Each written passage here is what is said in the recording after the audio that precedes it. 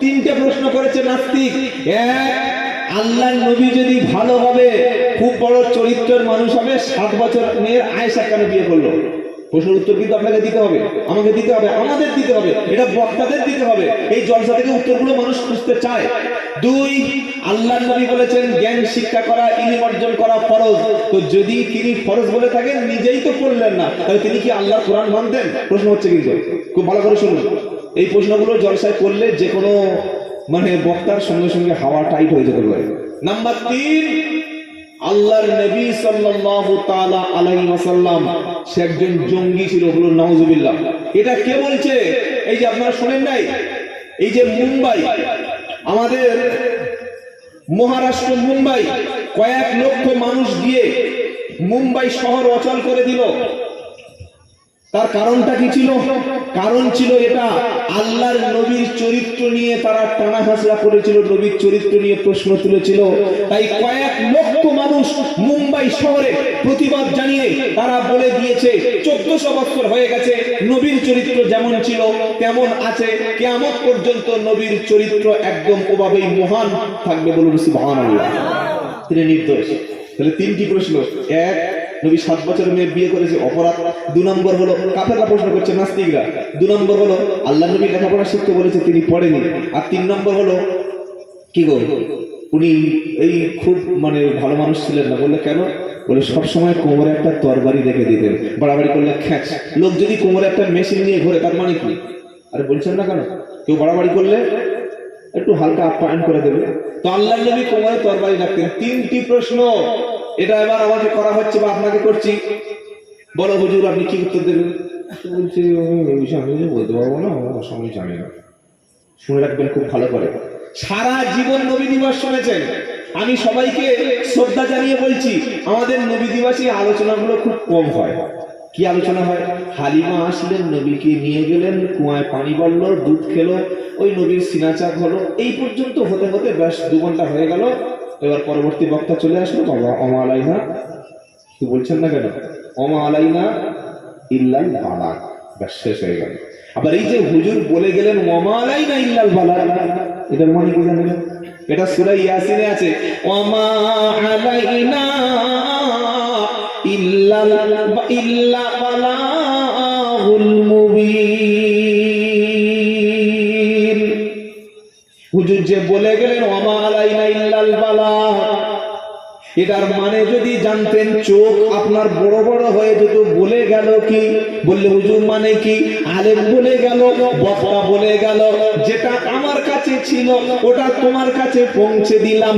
আল্লাহ যেটা আমার কাছে দিয়েছিল সেটা আমি তোমার কাছে পৌঁছে দিলাম, আমি প্রচার করে দিলাম। মানলে তোমার লাভ, না মানলে তুমি ফেসে যাবে। আমি বক্তা, আমার কিছু নাই, যেটা আমার উপরে দায়িত্ব ছিল এটা তোমার কাছে পৌঁছে দিলাম, এটা দিয়ে বাড়ি চলে গেলাম। যদি তুমি মানতে পারো তোমার লাভ, আর না মানতে পারলে এবার তুমি বোঝো বাপ। কথা মনে থাকবে ইনশাআল্লাহ। আর আল্লাহর নবী সাল্লাল্লাহু আলাইহি সাল্লামের একটা প্রশ্নের উত্তর দিচ্ছি। প্রথম প্রশ্ন যারা করেছিল ওরা হলো মুনাফিকরা।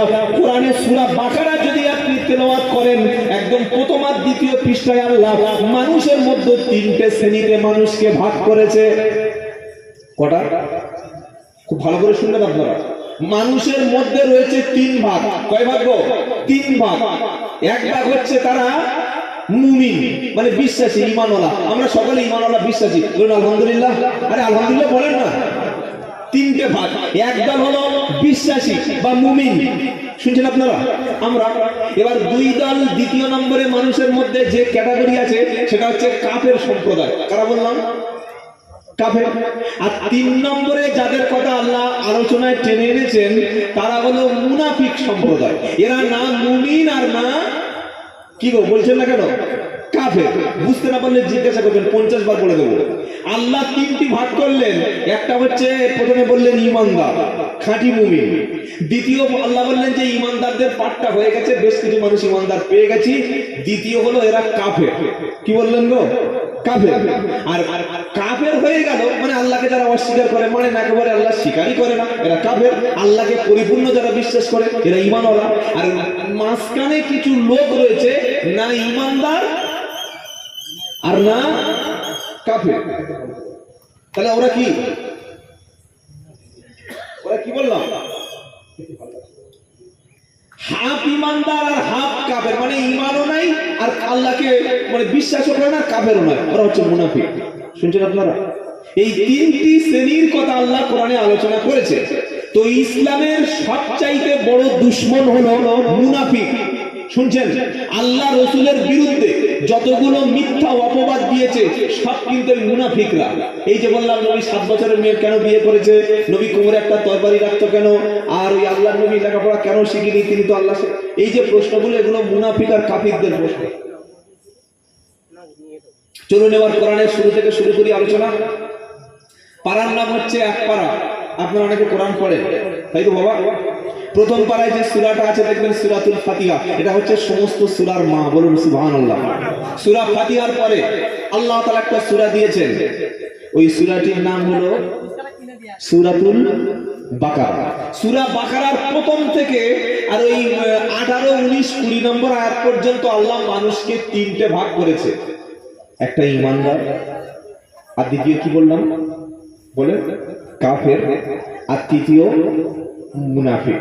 আবার বলেন, প্রথম হলো ঈমানদার, দ্বিতীয় হলো কাফের, আর তৃতীয় হলো মুনাফিক। এগুলো মুখস্থ করে সারা জীবনের জন্য বলছি, মাথায় রেখে দেবে। তো ঈমানদার কারা? এবার কোরআন শুরু হচ্ছে আলিফ লাম মিম। আলিফ লাম মিম 29টা সূরার প্রথমে 114টা সূরা আছে কোরআনে, তার মধ্যে 29টা সূরার প্রথমে এমন কিছু শব্দ, এমন কিছু বাক্য রয়েছে যেটার অর্থ শুধু আমার আল্লাহ জানে। বলুন না সুবহানাল্লাহ। এটা কোরআনের একটা মুজিজা গো। পৃথিবীতে কোনো লেখক যদি কোনো বই লেখে আর লিখে যদি বলে যে এই বইতে এমন কিছু আমি লিখে দিয়েছি, ওটা শুধু আমি জানি, ওটা কারোর কাছে বলবো না। খেপা নাকি রে, তোর বই তো আমি কিনে পড়বো, তো তুই বইতে কি লিখেছিস ওটা বলবি না? কিন্তু আল্লাহ বলছেন আমি কাউকে জানাবো না। শুনছেন আপনারা? শুনছেন? আল্লাহ প্রথমে কি বলছেন? আলিফ লাম মিম। এটা সূরা বাকারায় বলেছে। কি গো? সূরা আলিফ লাম এরকম কিছু শব্দ আছে। 29টা সূরার প্রথমে হুরুফে মুকাত্তাআত বলে এমন কিছু অক্ষর আল্লাহ দিয়েছে যেটার মানে পৃথিবীর কোনো মানুষকে আল্লাহ জানান নাই, একমাত্র কে জানে? আল্লাহ। যেমন ইয়াসিন, আবার তাহা, এটা সূরা তাহার প্রথমে আছে। আবার সূরা মারিয়ামের প্রথমে আছে 16 পারায়। কি গো? কাফ হা ইয়া আইন সাদ। আবার 13 পারা সূরা ইব্রাহিমের প্রথমে এরকম শব্দ আছে আলিফ লাম রা।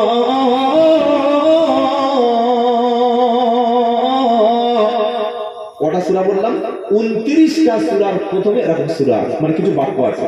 এবার আল্লাহ প্রথমে মানুষদেরকে তিনটি ভাগ করলেন, একটা ঈমানদারের ক্যাটাগরি, একটা কাফেরের ক্যাটাগরি, আর তারপরে মুনাফিকদের ক্যাটাগরি। এবার ঈমানদারদের ক্যাটাগরিটা শুনেন। আল্লাহ আবার বলছেন যালিকাল কিতাবু লা রাইবা ফীহি। ওই সেই কিতাব, কোন কিতাব? যেটার নাম হলো কোরআন। যে কোরআনের মধ্যে কোনো ভুল নাই, যে কোরআনের মধ্যে কোনো সন্দেহ নাই। হুদাল লিল মুত্তাকিন, এটা মুত্তাকিদের জন্য হেদায়েত। আপনি কি মনে করছেন ওই কোরআন শুনে তারপর দিন সব লোক নামাজি হয়ে যাবে? কি গো? কোরআন শুনে তারপর দিন সব লোক একদম দাড়ি টুপি রেখে হজে গিয়ে হ্যাঁ আল্লাহ হয়ে চলে আসবে? অত সহজ নয়। আল্লাহ বলছে কোরআন শুনে বেশ কিছু লোক ঈমান আনবে, আবার বেশ কিছু লোক গোমরাহী হবে। কি গো? পারা নাম্বার 1 সূরার নাম বাকারা। ইন্নাল্লাহা লা ইয়াস্তাহি আইয়াদরিবা মাসালাম মা বাউদাতান ফামা ফাওকাহা ফাআম্মাল্লাযীনা আমানু ফায়ালামুনা আন্নাহুল হাক্কু মির রাব্বিহিম ওয়া আম্মাল্লাযীনা কাফারু ফায়াকুলুনা মাযা আরাদাল্লাহু বিহাযা। এবার আসল কথাটা আল্লাহ বলছে শোনো, ইউদিল্লু বিহি কাসীরা। এই কোরআন শুনে কোরআনের কাছে গিয়ে কোরআন পড়ে কোরআন থেকে কিছু মানুষ গোমরাহী হবে ওয়ায়াদি বিহি কাসীরা আবার কোরআন থেকে বহু মানুষ হেদায়েত হবে বলে হুজুর দলিল দাও শুধু বললে হবে না আরবি কোরআন শুনেছে আবু বকর কোরআন শুনেছে উমর কোরআন শুনেছে উসমান কোরআন শুনেছে হযরত আলী রাদিয়াল্লাহু আনহুম আলাইহি আজমাইন এই সমস্ত সাহাবারা কোরআন শুনে তারা জান্নাতি হয়ে গেছে কোরআন তো শুনেছে তার কাছে আল্লাহর নবী তেলাওয়াত করেছে আর আবু বকর শুনেছে শুনে জান্নাতি হয়ে গেছে আর আল্লাহ বলছে কোরআন থেকে কিছু মানুষ গোমরাহী হবে তারা গোমরাহী হয়েছে আবু জেহেল আবু লাহাব উতবা সাইবা ওলীদ ইবনে মুগীরা মক্কার কুরাইশ কাফেররা নবীর কাছে কোরআন শুনে বলল এটা জাদু ছাড়া কিছু নয় তাই আল্লাহ তাআলার ঘোষণা এই কোরআন শুনে কিছু লোক ঈমান আনবে আবার কোরআন শুনে কিছু লোক গোমরাহী হবে গোমরাহী কারা হবে ওয়ামা ইউদিল্লু বিহি ইল্লাল ফাসিকিন যারা ফাসিক পাপিষ্ঠ ব্যক্তি যারা সত্যকে মানতে চায় না যারা কোরআন শুনে তারা গোমরাহী হবে কিন্তু আল্লাহ বলেন এটা যারা মুত্তাকি ঈমানদার যারা আল্লাহকে ভয় করে এটা থেকে তারা হেদায়েত পেয়ে যাবে বলুন সুবহানাল্লাহ কি শুনছেন আপনারা আমরা আল্লাহকে ভয় করি না আল্লাহকে যদি ভয় করে থাকি ইনশাআল্লাহ কোরআন থেকে আমরা জান্নাতের রাস্তা পেয়ে যাব সুবহানাল্লাহ তাহলে প্রথমে আল্লাহ মুমিনদের ক্যাটাগরি বললেন কি বলছেন মুমিন কারা শোনো কোরআন থেকেই শোনো আমার কোনো শোনার দরকার নেই আল্লাযীনা ইউমিনুনা বিল গায়বি ওয়া ইউকিমুনাস সালাতা ওয়া মিম্মা রাযাকনাহুম ইউনফিকুন ওয়াল্লাযীনা ইউমিনুনা বিমা উনজিলা ইলাইকা ওয়া মা উনজিলা মিন ক্বাবলিক ওয়া বিল আখিরাতি হুম ইউকিনুন এবার পৃষ্ঠার উপরে চলে যাচ্ছে এখানে আল্লাহ কি বলছেন মুমিনদের পাঁচটা গুণ বলেছে কটা বলেন আরে বলছেন না কেন পাঁচটা প্রথম কি আল্লাযীনা ইউমিনুনা বিল গায়ব তারা গায়বের উপরে ঈমান আনে আল্লাহকে না দেখে বিশ্বাস করে রাসূলকে না দেখে বিশ্বাস করে আল্লাহর ফেরেশতাদেরকে না দেখে বিশ্বাস করে আখিরাতকে না দেখে বিশ্বাস করে জাহান্নামকে না দেখে বিশ্বাস করে জান্নাতকে না দেখে বিশ্বাস করে আল্লাহকে না দেখে বিশ্বাস করা হলো আমাদের ঈমান জোরে বলুন সুবহানাল্লাহ বললে হুজুর আল্লাহকে না দেখে বিশ্বাস করেছি এবার ঈমানদারের জন্য দ্বিতীয় কোয়ালিটি কি আল্লাহ বললেন না দেখে যখন বিশ্বাস করেছো ওই আল্লাহর কথাটা তুমি না দেখে মেনে নাও সেটা হলো ওয়ায়ুকিমুনাস সালাত আল্লাহকে না দেখে বিশ্বাস করেছো জান্নাত জাহান্নাম না দেখে বিশ্বাস করেছো দুই নম্বর হলো আল্লাহর খুশির জন্য সন্তুষ্টির জন্য ঈমানদারও নামাজ কায়েমকারী হয়ে যায় না দেখে বিশ্বাস করি এটা বলে নিয়েছি আল্লাহ বলছে ঠিক আছে তোমার নামাজটা পড়ো কি করে শুনছেন আপনারা জান্নাতের আশায় জাহান্নামের ভয় ওগুলো তোমরা তো দেখো খালি বিশ্বাস করেছো আমি আল্লাহ বলছি আমার নামাজ পড়ো বান্দা বলে আল্লাহ পড়েছি আল্লাহ বলছে আবার 3 নম্বর কাজটা করো কি ওয়া মিম্মা রাযাকনাহুম ইউনফিকুন আমি আল্লাহ তোমাদের যে সম্পদ দিয়েছি আমি আল্লাহ তোমাদের যে অর্থ দিয়েছি তার থেকে তোমরা দান করো খরচ করো আল্লাহর রাস্তায় তিনটি কাজ এক হচ্ছে না দেখে ঈমান দুই নম্বর কি ভাই আমাদের এই মজলিসের মধ্যে যদি কোনো আলেম ওলামা থাকে হাজী সাহেব থাকে আমি বলবো আপনারা উপরে চলে আসুন আমি তো সবাইকে চিনি না যদি কোনো আলেম ওলামা হাফেজ সাহেব হাজী সাহেব মসজিদের ইমাম মুয়াজ্জিন থাকেন প্লিজ আমি বারবার হয়তো বলতেছি আপনারা উপরে চলে আসুন যারা আছেন আলেম ওলামা একটু তাকবীর দেন দেখি নারায়ে তাকবীর আপনারা মৌখালীর মানুষ আওয়াজ এত কমে গেলে কি হবে আরে শকাত মোল্লা রাখার লোক তো কেউ বলছেন না কেন নারায়ে তাকবীর নারায়ে তাকবীর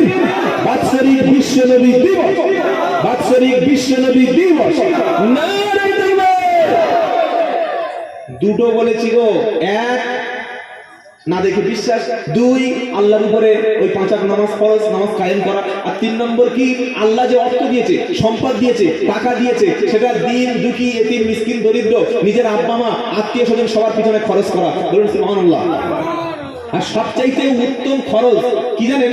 নিজের ভাই, নিজের বোন, নিজের চাচা, নিজের চাচি, নিজের আত্মীয় স্বজন এদেরকে দান করা বা এদেরকে বকশিস দেওয়া বা হাদিয়া দেওয়া বা গিফট করা, এটাই হলো সবচাইতে উত্তম দান। সুবহানাল্লাহ। নিজের ভাইকে দান করা যায়, হ্যাঁ, নিজের বোনকে, হ্যাঁ, নিজের চাচা চাচি আত্মীয় স্বজন এদেরকে দিলে দুটো লাভ। এক হচ্ছে আপনি ওই আপনার আত্মীয়তার সম্পর্কটা আরো মজবুত হলো। কি গো, আপনার চাচা বাজার করতে যাচ্ছে, ও চাচা দাঁড়াও, বলে কি, বলে কি আনতে যাচ্ছে? কি যাবো বাবা, 200 টাকা হাতে আছে, নিয়ে বাজারে চা খায়। তো বললে ঠিক আছে, আমি 500 টাকা দিচ্ছি, তুমি বাজার করে নিও। বলে না না লাগবে না, আমি দিতে পারবো না। আরে তোমার ভাগ দিচ্ছে, এটা খুশি করে দিচ্ছি, কি গো গুনাহ হবে? আত্মীয় সম্পর্কটা আর বেড়ে গেল। আর 2 নম্বর, নিজের আত্মীয়কে দিলে ওটা দানের ডবল সওয়াব হয়ে গেল। বলুন সুবহানাল্লাহ। ওই জন্য আল্লাহ যখন কোরআনে বলেছে দান করো, প্রচুর জায়গায়, যদি আমার সেটা বিষয় নয়, আল্লাহ যখন বলেছে তোমরা দান করো, তখন বলেছে নিকট আত্মীয় দান করো। সুবহানাল্লাহ বলবেন না? বলে একটা দুটো বলুন। পারা নাম্বার 2 সূরার নাম বাকারা, একদম 215 নম্বর আয়াত। সাহাবারা প্রশ্ন করছেন, হুজুর আপনি তো আল্লাহর কোরআনে প্রথমে বললেন যে ইমানদাররা খরচ করে, তো কার পিছনে খরচ করবে? এবার আল্লাহ বলছে শোনো, ইয়াসআলুনাকা মাযা ইউনফিকুন কুল মা আনফাকতুম মিন খায়রিন ফালিল ওয়ালিদাইনি ওয়াল আকরাবিন। আল্লাহর নবীকে প্রশ্ন করা হলো, আল্লাহর নবী আপনি বলুন, আমার বান্দা যখন, উম্মত যখন ব্যয় করবে, তারা কোন রাস্তায় খরচ করবে, কোন কোন পথে তারা খরচ করবে, মাদ্রাসা মসজিদ খানকা কাকে তারা দান করবে? আল্লাহ পাক বলছে শোনো, আগে মসজিদে প্রথম ডাব দিও না, আগে প্রথমে তুমি গাছের ফলটা মাদ্রাসায় নয়, আগে তোমার পুকুরের মাছটা কোনো ইমাম সাহেবকে নয়। আল্লাহ কোরআন শোনাচ্ছে, কুল মা আনফাকতুম মিন খায়রিন ফালিল ওয়ালিদাইন। আগে তোমার আব্বা আম্মার পিছনে তুমি খরচ করবে। জোরে বলুন সুবহানাল্লাহ। দ্বিতীয় নম্বরে ওয়াল আকরাবিন, তোমার নিকট আত্মীয়কে তুমি দান করবে, খরচ করবে। এবার আল্লাহ মুসা নবীর উম্মত যারা ছিল বনি ইসরাইল, ওদের কাছ থেকে বলছে শোনো, তোমাদের কাছ থেকে কিছু ওয়াদা নিচ্ছি। কি গো, প্রতিশ্রুতি। কি প্রতিশ্রুতি? ওয়াইদ আকাদনা মিসাকা বনি ইসরাইল লা তা'বুদুনা ইল্লাল্লাহ ওয়া বিল ওয়ালিদাইনি ইহসানা ওয়া বিল কুরবা। শব্দ শুনবেন, আল্লাহ বললেন আমি বনি ইসরাইলের উম্মতের কাছ থেকে, আমি তাদের কাছ থেকে প্রতিশ্রুতি নিয়েছিলাম, আল্লাহ ছাড়া অন্য কারোর ইবাদত করবে না, আর এই আব্বা আম্মার ইহসান করবে, খেদমত করবে, ভালোবাসবে, আর তোমরা নিকট আত্মীয়র সঙ্গে খারাপ আচরণ করো না। জোরে বলুন সুবহানাল্লাহ। আল্লাহ এখানে মুমিনদের 3টে কোয়ালিটি বললেন। প্রথম বললেন গায়বের উপরে, মনে হয় আপনারা ভুলে গেছেন নাকি? গায়বের উপরে ঈমান। 2 নম্বর কি বলেছে মনে আছে? জোরে বলেন, নামাজ। 3 নম্বর বলেছে খরচ করা।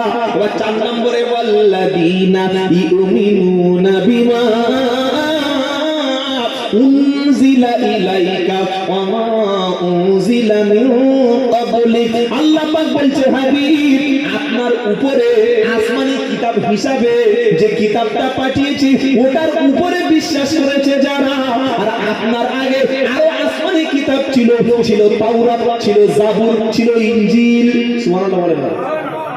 বলে যে তাওরাত, জাবুর, ইনজিল এগুলো আপনি বানাচ্ছেন না, কোরআনে আছে। আল্লাহ পাক বলছে শোনো, এটা কোরআনে আছে। কোথায় আছে? ইন্নাল্লাহা আশতারা মিনাল মুমিনিনা আনফুসাহুম ওয়া আমওয়ালাহুম বিআন্না লাহুমুল জান্নাহ ইউকাতিলুনা ফি সাবিলিল্লাহি ফায়াকতুলুনা ওয়া ইউকতালুন। এবার আসল শব্দটা আসছে না, ও আদান আলাইহি হাক্কান ফি তাওরাতি। কি কিতাব বললাম? জোরে বলেন, তাওরাত। ফি তাওরাতি ওয়াল ইনজিলি ওয়াল কুরআন। জোরে হবে না সুবহানাল্লাহ। এখান থেকে এটা 11 পারা 3 পৃষ্ঠা 11 নম্বর লাইন 111 নম্বর আয়াত সূরা তাওবা। এখানে 3টে কিতাব পেলাম, তাওরাত পেলাম, ইনজিল পেলাম, আর কি পেলাম গো? কোরআন। বলে যে জাবুরটা, এটা আল্লাহ নাজিল করেছেন দাউদ নবীর উপরে। আল্লাহ বলছেন ও আনজালনা, আমি নাজিল করেছি দাউদের উপরে জাবুর দিয়েছি। বলুন সুবহানাল্লাহ। তো সব কিতাবের উপর ঈমান আনতে হবে। কোন মুসলমান যদি বলে কোরআন মানি কিন্তু ওই মুসা নবীর কিতাব মানি না, বা ঈসা নবীর কিতাব মানি না, বা ওই দাউদ নবীর কিতাব মানি না, সে কিন্তু ঈমানদার নয়। শুনছেন আপনারা? ঈমান কার উপরে শুনে নিলেন? গায়বের প্রতি ঈমান, আল্লাহকে না দেখে, ফেরেশতাকে না দেখে, কিতাবকে না দেখে, জান্নাত জাহান্নামকে না দেখে ঈমান। 2 নম্বর নামাজ কায়েম করা, আর 3 নম্বর আল্লাহর রাস্তায় খরচ করা, 4 নম্বর নবীর উপরে নাজিল হয়েছে যে কিতাব সেটার উপর ঈমান আনা, 5 নম্বর হলো আল্লাহর নবী ছাড়া যত আসমানি কিতাব এসেছে সবার উপরে ঈমান। বলুন সুবহানাল্লাহ। এবার আল্লাহ পাক পৃষ্ঠা উল্টে দিচ্ছে, মানে বলছে ফেরেশতারা বললে কি বললে, এক পৃষ্ঠা বলা হয়ে গেছে, পরের পৃষ্ঠা উল্টে দাও। যারা কোরআন পড়েছেন দেখেন, ফলো করেন, পরের পৃষ্ঠা দেখবেন উপরে লেখা আছে কি গো, উলাইকা আলা হুদাম মির রাব্বিহিম ওয়া উলাইকা হুমুল, কি হবে বলছে তুমি বলো, উলাইকা হুমুল মুফলিহুন। জোরে বলুন সুবহানাল্লাহ। আল্লাহ বলল 5টি জিনিস যার মধ্যে পাবে, গায়বের প্রতি ঈমান পাবে, 5 ওয়াক্ত নামাজ পাবে, দান খয়রাত পাবে, আর আল্লাহর আসমানি কিতাবের উপরে, অন্যান্য নবীদের উপরে যে কিতাব দিয়েছি এই 5টা বিষয়ের উপরে ঈমান এনেছে যারা, উলাইকা আলা হুদাম মির রাব্বিহিম, ওরা আল্লাহর হিদায়াতের উপরে, আল্লাহর সঠিক রাস্তার উপরে আছে, ওয়া উলাইকা হুমুল মুফলিহুন, আর ওরাই হলো প্রকৃত সফল ব্যক্তি। তার মানে ওরাই হলো জান্নাতি। জান্নাতি যদি যেতে চাও, যেতে যাওয়ার ইচ্ছা থাকে, 5টার উপরে ঠিক করে নাও। 1, আল্লাহকে না দেখে বিশ্বাস করেছি, আখিরাতকে না দেখেই বিশ্বাস করি, কোরআনকে বিশ্বাস করি, ফেরেশতাদের বিশ্বাস করি। 2 নম্বর নামাজকে ঠিক করে নাও। 3 নম্বর আল্লাহর রাস্তায় খরচ করো, আল্লাহর আসমানি কিতাবের উপরে মেনে নাও। আল্লাহ বলছে তোমরা সফল হয়ে গেলে, জান্নাতি হয়ে গেলে। সুবহানাল্লাহ। তাহলে ঈমানদারদের ব্যাপারটা কি হয়ে গেল? চুকে গেল। এবার কাদের ধরেছে আল্লাহ? আরে বলছেন না কেন? কাফেরদের। আল্লাহ বলছে ঈমানদার তোমাদের বলে দিলাম, যাদের মধ্যে এইগুলো থাকবে তারা পাকা ঈমানদার। সুবহানাল্লাহ। এবার আল্লাহ বলছে কাফের, তোমরা শোনো কি বলছে, ইন্নাল্লাযীনা কাফারু সাওয়াউন আলাইহিম আআনদারতাহুম আম লাম তুনদিরহুম লা ইউমিনুন খাতামাল্লাহু আলা কুলুবিহিম ওয়া আলা সামইহিম ওয়া আলা আবসারিহিম গিশাওয়াতু ওয়া লাহুম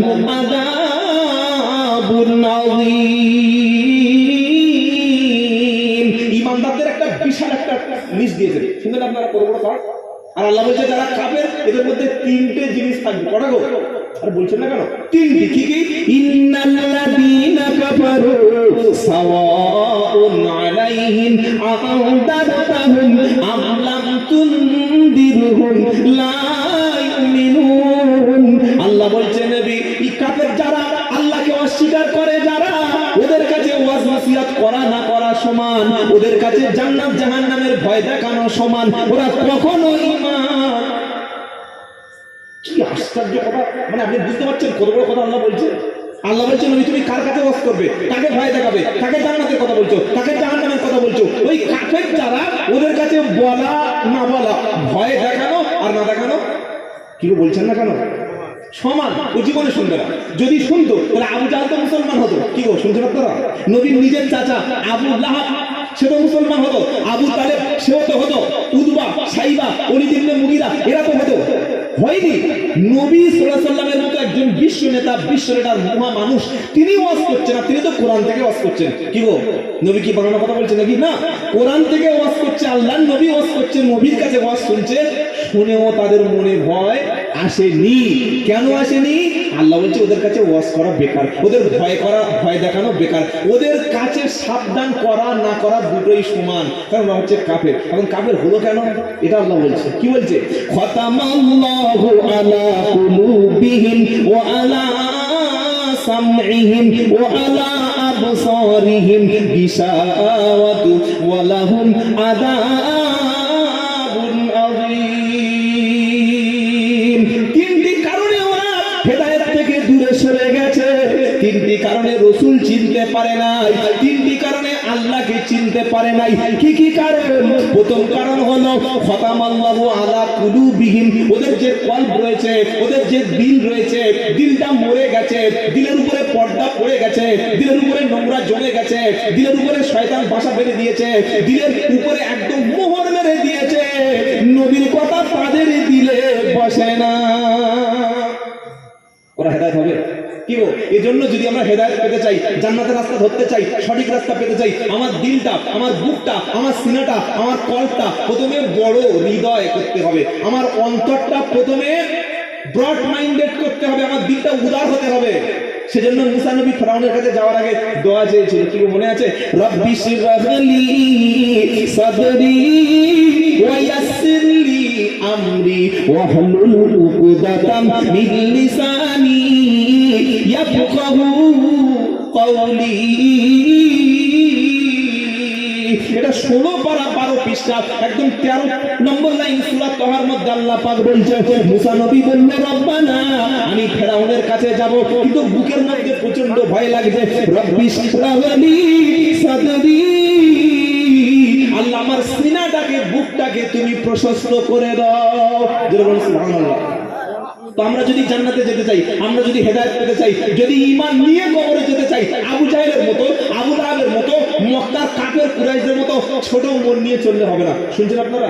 বড় মন নিয়ে শুনতে হবে। এই আলেমটা এই কথাটা বলেছে, কোরআন সুন্নাহ থেকে বলেছে, নবীর জীবনী থেকে বলেছে। আমার মধ্যে যদি সেই ভুলটা থাকে, আমার মধ্যে যদি সেই গলতটা থাকে, যদি আমি এই কাজের কেঁচো হয়ে থাকি, তওবা করে আজকে ছেড়ে দেবো, তবে হেদায়েত পাবেন। সুবহানাল্লাহ। আল্লাহ বলেন দিলে এই মোহর মারা হয়ে গেছে। তারপরে কি গো? ও আলা সামইহিম, ওদের কানে রয়েছে পর্দা। আচ্ছা, কানে হেডফোন আছে, আর পিছন থেকে বলছে বাবা শুনতে পাবে, বলছেন গো? ওদের কানের মধ্যে তো পর্দা মেরে দিয়েছে। আল্লাহ কাফেরদের কানে এমন পর্দা মেরে দিয়েছে, আযান হলে যায় না, ওয়াজ নসিহত হলে যায় না, ওলামারা ডাকলে শোনে না, যদি ইমাম সাহেব হাত ধরে আমার সময় নাই, এই কথাগুলো বলে যারা ওদের মানে ইসলামের কথা, কোরআনের কথা, দ্বীন ইসলামের কথা, আল্লাহ রাসূলের কথাগুলি যখন কেউ বলে, এই কথাগুলো কানের মধ্যে পৌঁছানোর মতো যাদের ক্ষমতা নেই, ওরা হেদায়েত হবে না। শুনছেন আপনারা? আর 3 নম্বর, ও আলা আবসারিহিম গিশাওয়া, ওদের চোখে রয়েছে পর্দা। আচ্ছা, 3টে জিনিস যদি কারো না থাকে, সে মন দিয়ে কোনো কিছু, যারা দেখবেন কালা, আমাদের সমাজে কালা আছে না নেই বাবা? কালারা কিন্তু কথা বলতে পারে না, এই বাবা বাবা বাবা এক। আর 2 নম্বর, তারা শুনতেই পায় না, মুখে বলতে পারে না, কানে শুনতে পারে না, চোখে কিন্তু তারা দেখতে পায়। কি গো, শুনছেন আপনারা? চোখে দেখাতে মোটামুটি যা কিছু মনে হয় ওইটাই ইশারা করে, কিন্তু আল্লাহ বলছে কাফেররা ওরা চোখেও দেখতে পায় না, পুরো অন্ধ, কানেও শুনতে পায় না, সেদিক থেকে পুরো কালা, আবার দিলের মধ্যে মোহর মেরে দিয়েছি, ওটাও বুঝতে পারে না। কি গো?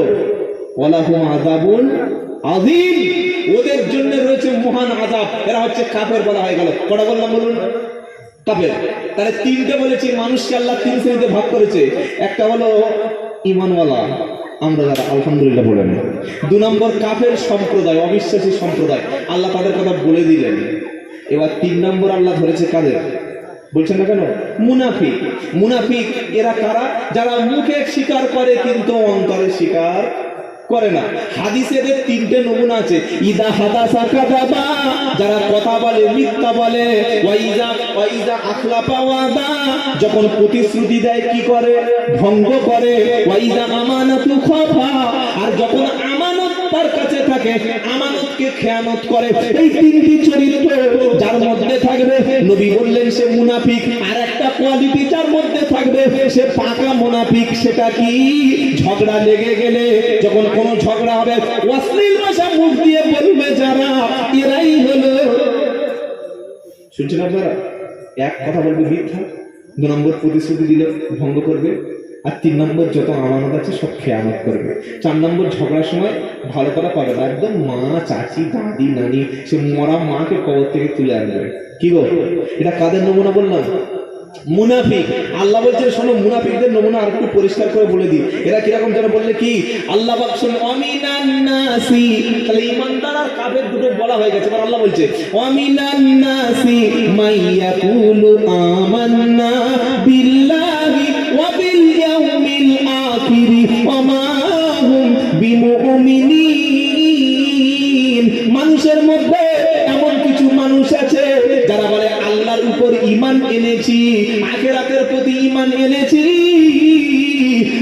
পাক বলছে হাবিব আমি আল্লাহ বলছি ওরা ঈমানদার না। ওরা বলছে ঈমান এনেছি, আল্লাহকে বিশ্বাস করি, কোরআনকে বিশ্বাস করি, আখিরাতকে বিশ্বাস করি। আল্লাহ বলছে ওদের ঈমান নাই। কি গো, এটা আল্লাহর কথা। কেন ঈমান নাই আল্লাহ পাক বললেন জানেন? তার কারণ আছে। তার কারণ হচ্ছে কি জানেন? তার কারণ ওরা যখন মুমিনদের সাথে আসে, ওয়া ইদা লাকুল্লাযিনা আমানু ক্বালু আমান্না, ঈমানদারদের মজলিসে, ঈমানদারদের মহল্লায়, মুসলিম মহল্লায় ঈমানদারদের মজলিসে আসলে বলে ভাই তোদের দলের লোক, চিন্তা করিস না, আমরা তো তোদের সাথেই আছি। কি গো, এরকম কোয়ালিটি মুসলমান আছে গো। ঈমানদারদের মজলিসে মহল্লায় আসলে বলে ভাই তোদের সাথে আছি।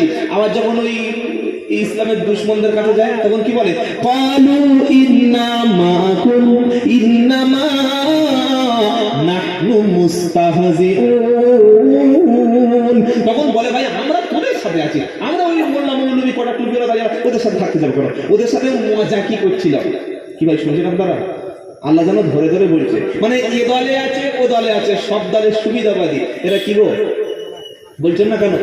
এরা হলো মুনাফিক। এদের যখন বলা হয় ওয়াইদা কিলা লাহুম আমানু কামা আমানান নাস, তাদের যখন বলা হয় তোমরা ঈমান আনো, একবার এ দলে একবার ও দলে, কেন তোমরা এমন করছো?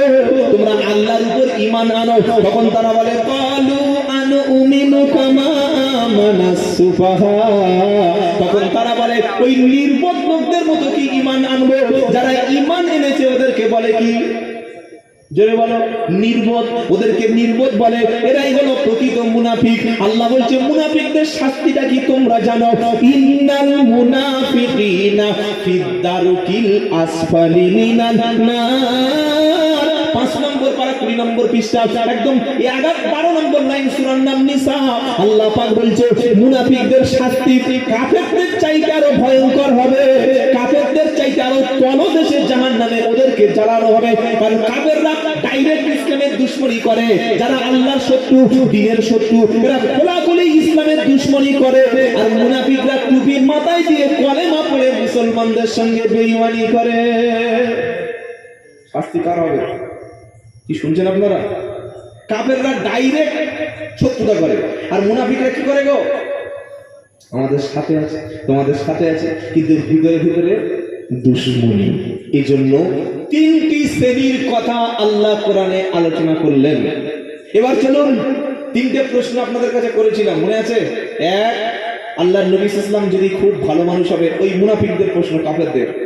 কি গো, আমরা যারা ঈমান এনেছি আমরা তো বিশ্বাস করে নিয়েছি যে আল্লাহ রসুল হলেন একদম নির্দোষ, একদম মাসুম, তার চরিত্র মহান। আমরা রসুলকে জীবনের চাইতে বেশি ভালোবাসি, বলুন সুবহানাল্লাহ। এটা ঈমানদাররা ভেবে নিয়েছে, কিন্তু শেষের দুটো বাকি আছে, এক কাফের আর 2 মুনাফিক।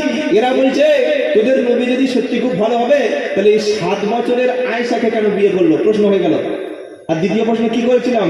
যে আল্লাহ বললেন, নবী বললেন তলাবুল ইলমি ফারিদাতুন আলা কুল্লি মুসলিম, প্রত্যেকটা মুসলমানের উপরে জ্ঞান চর্চা করা, ইসলাম চর্চা করা ফরজ। তো নবী তাহলে নিজেই তো লেখাপড়া শিখলো না, তাহলে সে কি করে বলতে পারে? 2 নম্বর মুনাফিকদের প্রশ্ন। 3 নম্বর হলো আল্লাহর নবী তিনি একজন মানে খুব ভালো লোক ছিলেন, ওই কাফেররা বলছে, মুনাফিকরা বললে কেন?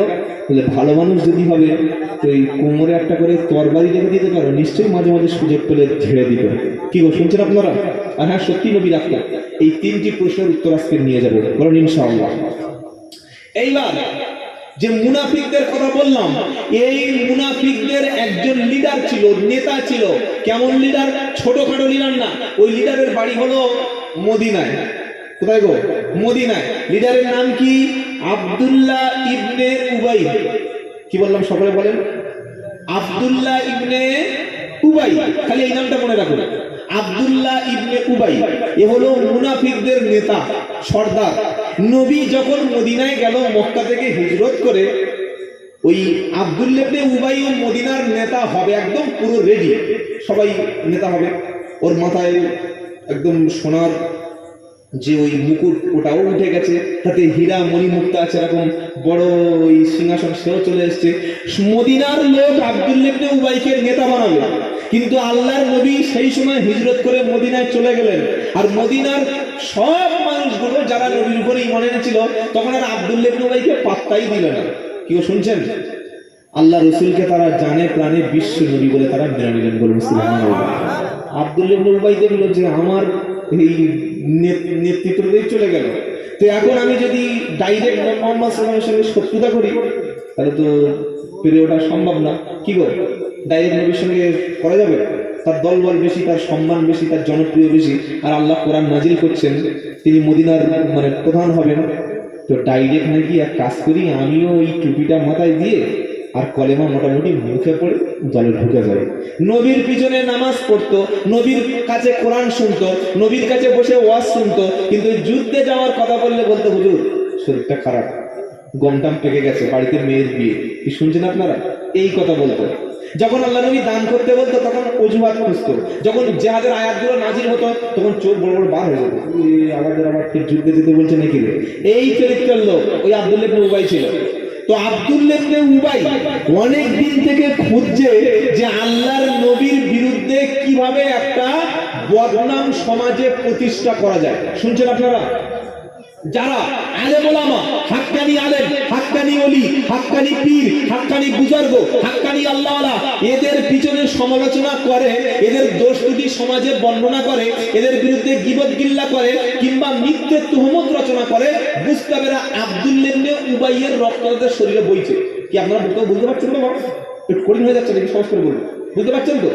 এই আব্দুল্লাহ ইবনে উবাই মুনাফিকদের নেতা, সে একটা সুযোগ খুঁজছে অনেক দিন থেকে যে মুহাম্মদ সাল্লাল্লাহু আলাইহি সাল্লামের বিরুদ্ধে কিভাবে এমন একটা ঘটনা বলবো না যে মদিনার সব মানুষ বিশ্বাস করে নেবে আর ওই সবাই নবীকে ছিজি করতে শুরু করবে, আর সেই সময় আমি কি হবো?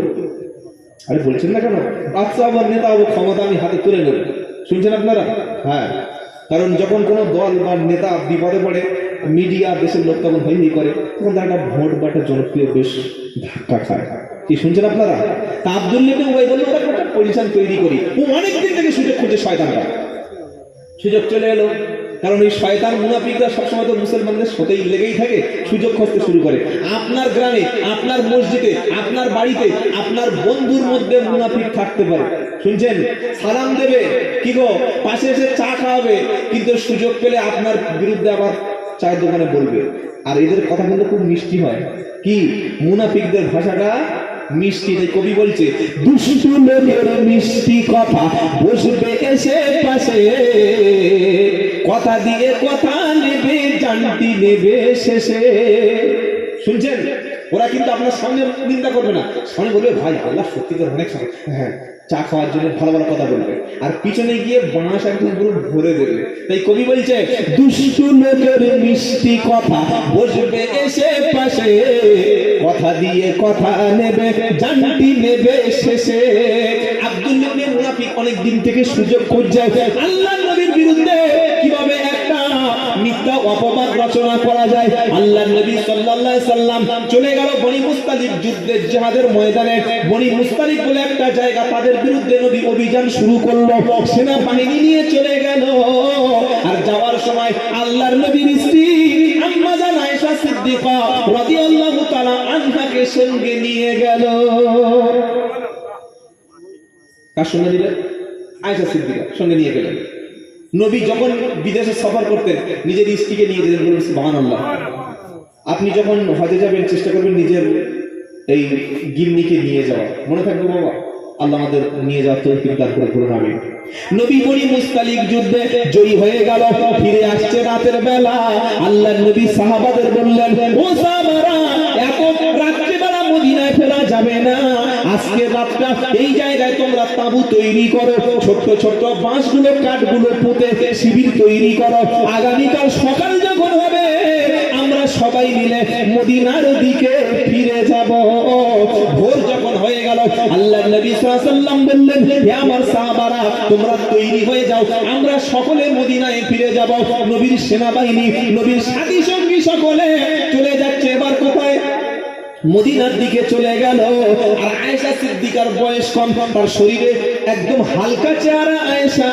তিনি যখন বিদেশে যেতেন, আল্লাহর নবীর সাথে যেতেন, তিনি কোনো জায়গায় খোলামেলা যেতেন যেতেন না। যখন তিনি বাইরে যেতেন উটের পিঠে কাপড় দিয়ে ঘিরে কাঠের একটা হাওদা তৈরি করে ওর মধ্যে বসে যেতেন, কেউ বুঝতে পারতো না আল্লাহর নবী স্ত্রী আম্মা জান এর মধ্যে যাচ্ছে। বলুন সুবহানাল্লাহ। তুমি নিজেকে মুসলমান বলো, আমি নিজেকে মুসলমান বলি। আমার বাড়ির মেয়েটা, আমার বাড়ির বোনটা, আমার বাড়ির গিন্নিটা যখন বাড়ির বাইরে বার হয় তখন যুবকদের চোখ বারবার চোখের দ্বারায় ধর্ষণ হয়, চোখের দ্বারায় ধর্ষণ হয়, মন দিয়ে ধর্ষণ হয়। কি শুনছেন আপনারা? মুসলমান তো সে যার বাড়ির মেয়েটা, যার বাড়ির বোনটা, যার বাড়ির স্ত্রীটা ও শ্বশুর বাড়ি যাবে, ভাড়াবাড়ি বাড়ি যাবে, আত্মীয় স্বজনের বাড়ি যাবে, তোমার মেয়েটা খোলামালা চুল বার করে বুকের কাপড় অংশগুলো সরিয়ে, পিঠের কাপড়টা সরিয়ে, বোরকা ছাড়া, হিজাব ছাড়া রাস্তায় বার হয়েছে, আর তুমি সামনে দাঁড়িয়ে দিয়ে কলেমা জিকির করতে হাতে থাকবি ইল্লাল্লাহ ইল্লাল্লাহ ইল্লাল্লাহ ইল্লাল্লাহ আল্লাহ আল্লাহ আল্লাহ আল্লাহ হচ্ছে। কত বড় খাবার দেখছিস? আরে শুনছেন আপনারা? জিকির করছে, আল্লাহ স্মরণ করছে, আর ও দায়ী হয়ে ঘুরছে। আল্লাহ তার নবীকে ডেকেছে, ডেকে কি বলছে? ইয়া আইয়ুহান নাবিয়্যু কুল লি আজওয়াজিকা ওয়া বানাতিকা ওয়া নিসাইল মুমিনিন ইদুনিনা আলাইহিন্না মিন জালাবিবিহিন্না যালিকা আদনা আইয়ুরাফনা ফালা ইউদাইন। ও নবী, হে আমার প্রিয় নবী, ইয়া আইয়ুহান নবী, হে আমার প্রিয় নবী, কুল বলো, লি আজওয়াজিকা তোমার স্ত্রীদেরকে বলো, ওয়া বানাতিকা ওয়া নিসাইল মুমিনিন তোমার মহিলাদেরকে বলো, কন্যাদেরকে বলো, আর মুমিন নারীদেরকে বলো। তিনজনকে আল্লাহ বললেন, নবী বললেন তোমার স্ত্রীদেরকে বলো, তোমার মেয়েদেরকে বলো, আর বিশ্বের সমস্ত মুমিন নারীদেরকে বলো। কি বলে দাও? আল্লাহ বললেন যে কুল্লিল মুমিনিনা, আল্লাহ বললেন ইয়া আইয়ুহান নবী কুল্লি আজওয়াজিকা ওয়া বানাতিকা ওয়া নিসাইল মুমিনিন। আল্লাহ বলছেন বলো কি? জালাবিবিহিন্না তোমরা তোমাদের মাথার কাপড়টা, ওড়নাটা দিয়ে তোমাদের গলাটা, তোমাদের মাথাটা, তোমাদের চেহারাটা তোমরা ঢেকে নাও। বলুন সুবহানাল্লাহ। আল্লাহ নবীকে বলছে, হাবিব বললে কি বলে, তুমি যখন স্ত্রীদেরকে বার করবে, মুমিন মেয়েরা যখন তারা বাইরে যাবে, তাদের ওড়না কাপড় দিয়ে একদম এরকম সেম, আল্লাহ এরকম রাসূলকে জিবরাইলকে বলছেন যেন বলো যে কাপড়ের সামনের অংশ দিয়ে যেন ঢেকে নেয়। বলুন সুবহানাল্লাহ। তো নবী বললেন আচ্ছা ঠিক আছে। আল্লাহ বলছেন ঢাকলে কি লাভ জানো? বললে কি? দালিকা আইয়ুরাফনা ফালা ইউদাইন। এর দ্বারা দুটো লাভ হবে, একটা হলো মুমিন মুসলমান হিসাবে চিনে নেওয়া যাবে, আর দুই নম্বর হলো কেউ তোমাদের কোনোদিন ইজ্জতের ক্ষতি করবে না। সুবহানাল্লাহ। কেউ উত্ত্যক্ত করবে না, কেউ তোমার বড় কথা বলবে না, লাঞ্ছিত করবে না, আঁচল ধরে টানবে না, ফোন নাম্বার চাইবে না, পিছন থেকে শীষ দেবে না, তোমার কাছে গিয়ে বসবে না। কি শুনছেন আপনারা? আর যখন তুমি খোলামেলা ঠোঁটে লিপস্টিক, মুখে মেকআপ করে একটা নারী যদি টোটো এখান থেকে জীবন্তরা বা এখান থেকে আপনার ওই কি ওইদিকে যায়, ছেলেরা ফোন নাম্বার চাইতে পারে না, পারে না। আল্লাহ বলছেন এটা নবীদেরকে বলে দাও। আম্মা জান আয়েশা সিদ্দিকা রাদিয়াল্লাহু তাআলা আনহা তিনি উটের পিঠে ওঠার আগে উটের উপরে কাপড়টা এরকম সুন্দর ঘেরা থাকতো। এবার ফজরের সময় আল্লাহর নবী বললেন, হে আমার সাহাবারা তোমরা মদিনার দিকে চলো। আল্লাহর নবী যখন নির্দেশ দিল, আম্মা জান আয়েশা সিদ্দিকা রাদিয়াল্লাহু তাআলা আনহা সেই সময় তিনি চলে গেছেন একটু হাজত পেশাব পায়খানার জন্য, একটু দূরে চলে গেছে। আর যাওয়ার পরে ফিরে এসে দেখছে গলার হার নাই। কি শুনছেন আপনারা? গলার হারটা খুঁজতে শুরু করলো। মহিলাদের কাছে গলার হার, এই হাতের আংটি বা নাকের এগুলো খুব কিন্তু মূল্যবান। কি বলছেন? আর একটা বাটি হারিয়ে গেলে দেখবেন মায়েরা ঝগড়া করে না? এই সবুরার মা, বিউটির মা, এই বাটিটা আমার, হয়তো 10 টাকা বা 20 টাকা দাম, ওই নিয়ে সে পুকুর ঘাটে স্নানের করছে, কি অশান্তি হয় না। বাড়ি দাম 10 টাকা, কিন্তু ঝগড়াটা বড়। কি করবো? শুনছেন আপনারা? এই ছোট্ট ছোট বিষয় মেয়েদের কাছে বোঝানো খুব মুশকিল। তো আম্মা জান আয়েশা সিদ্দিকা ইচ্ছা করলে চলে আসতে পারতেন, কিন্তু গলায় হাত দিয়ে দেখছেন হার নাই, হাতটা হারিয়ে গেল। আবার তিনি চলে গেলেন, যেখানে হাজত পূরণের জন্য গিয়েছিলেন, খুঁজতে খুঁজতে খুঁজতে অনেক দেরি হয়ে গেল। আর আল্লাহ নবী বললেন, সাহাবারা বললে কি বললে, তোমরা তোমাদের স্ত্রীদেরকে ওই উটের পিঠের উপরে তুলে দাও, কাপড়ের ঘেরা কাঠের অংশ চাগিয়ে তুলে দাও। তো আম্মা জান আয়েশা সিদ্দিকা যার উপরে বসে যেতেন, সাহাবারা ওইটা শুধু উপরে তুলে দিয়েছে। কেন তুলে দিয়েছে? তারা ভেবেছে এর মধ্যে রাসূলের স্ত্রী আছে, ওরা তার খুলে দেখা নাই যে ভিতরে কেউ আছে না আছে। কি শুনছেন? তারা কেন বুঝতে পারেনি? তারা বুঝতে পারেনি এই জন্যে, আম্মাজান আয়েশা সিদ্দিকা তিনি একদম হালকা ছিলেন, বয়স্ক আমার প্রচুর হালকা, শরীরে অত মানে স্বাস্থ্যবান ছিলেন না। তারা মনে করেছে ভিতরে আছে হালকা, তাই উপরে তুলে দিয়েছে আর সব বাড়ি চলে এসছে, মানে মদিনার দিকে চলে এসছে। আম্মাজান আয়েশা সিদ্দিকা রাদিয়াল্লাহু তাআলা আনহা ফিরে এসে দেখছেন আর একটা উট নাই, ঘোড়া নাই। তিনি বললেন না, যাওয়া যাবে না। তিনি এবার বসে পড়লেন। বসে যখন পড়লেন তখন রাত একটু বাকি আছে, মুখের উপরে একটা কাপড় দিয়ে তিনি শুয়ে পড়লেন।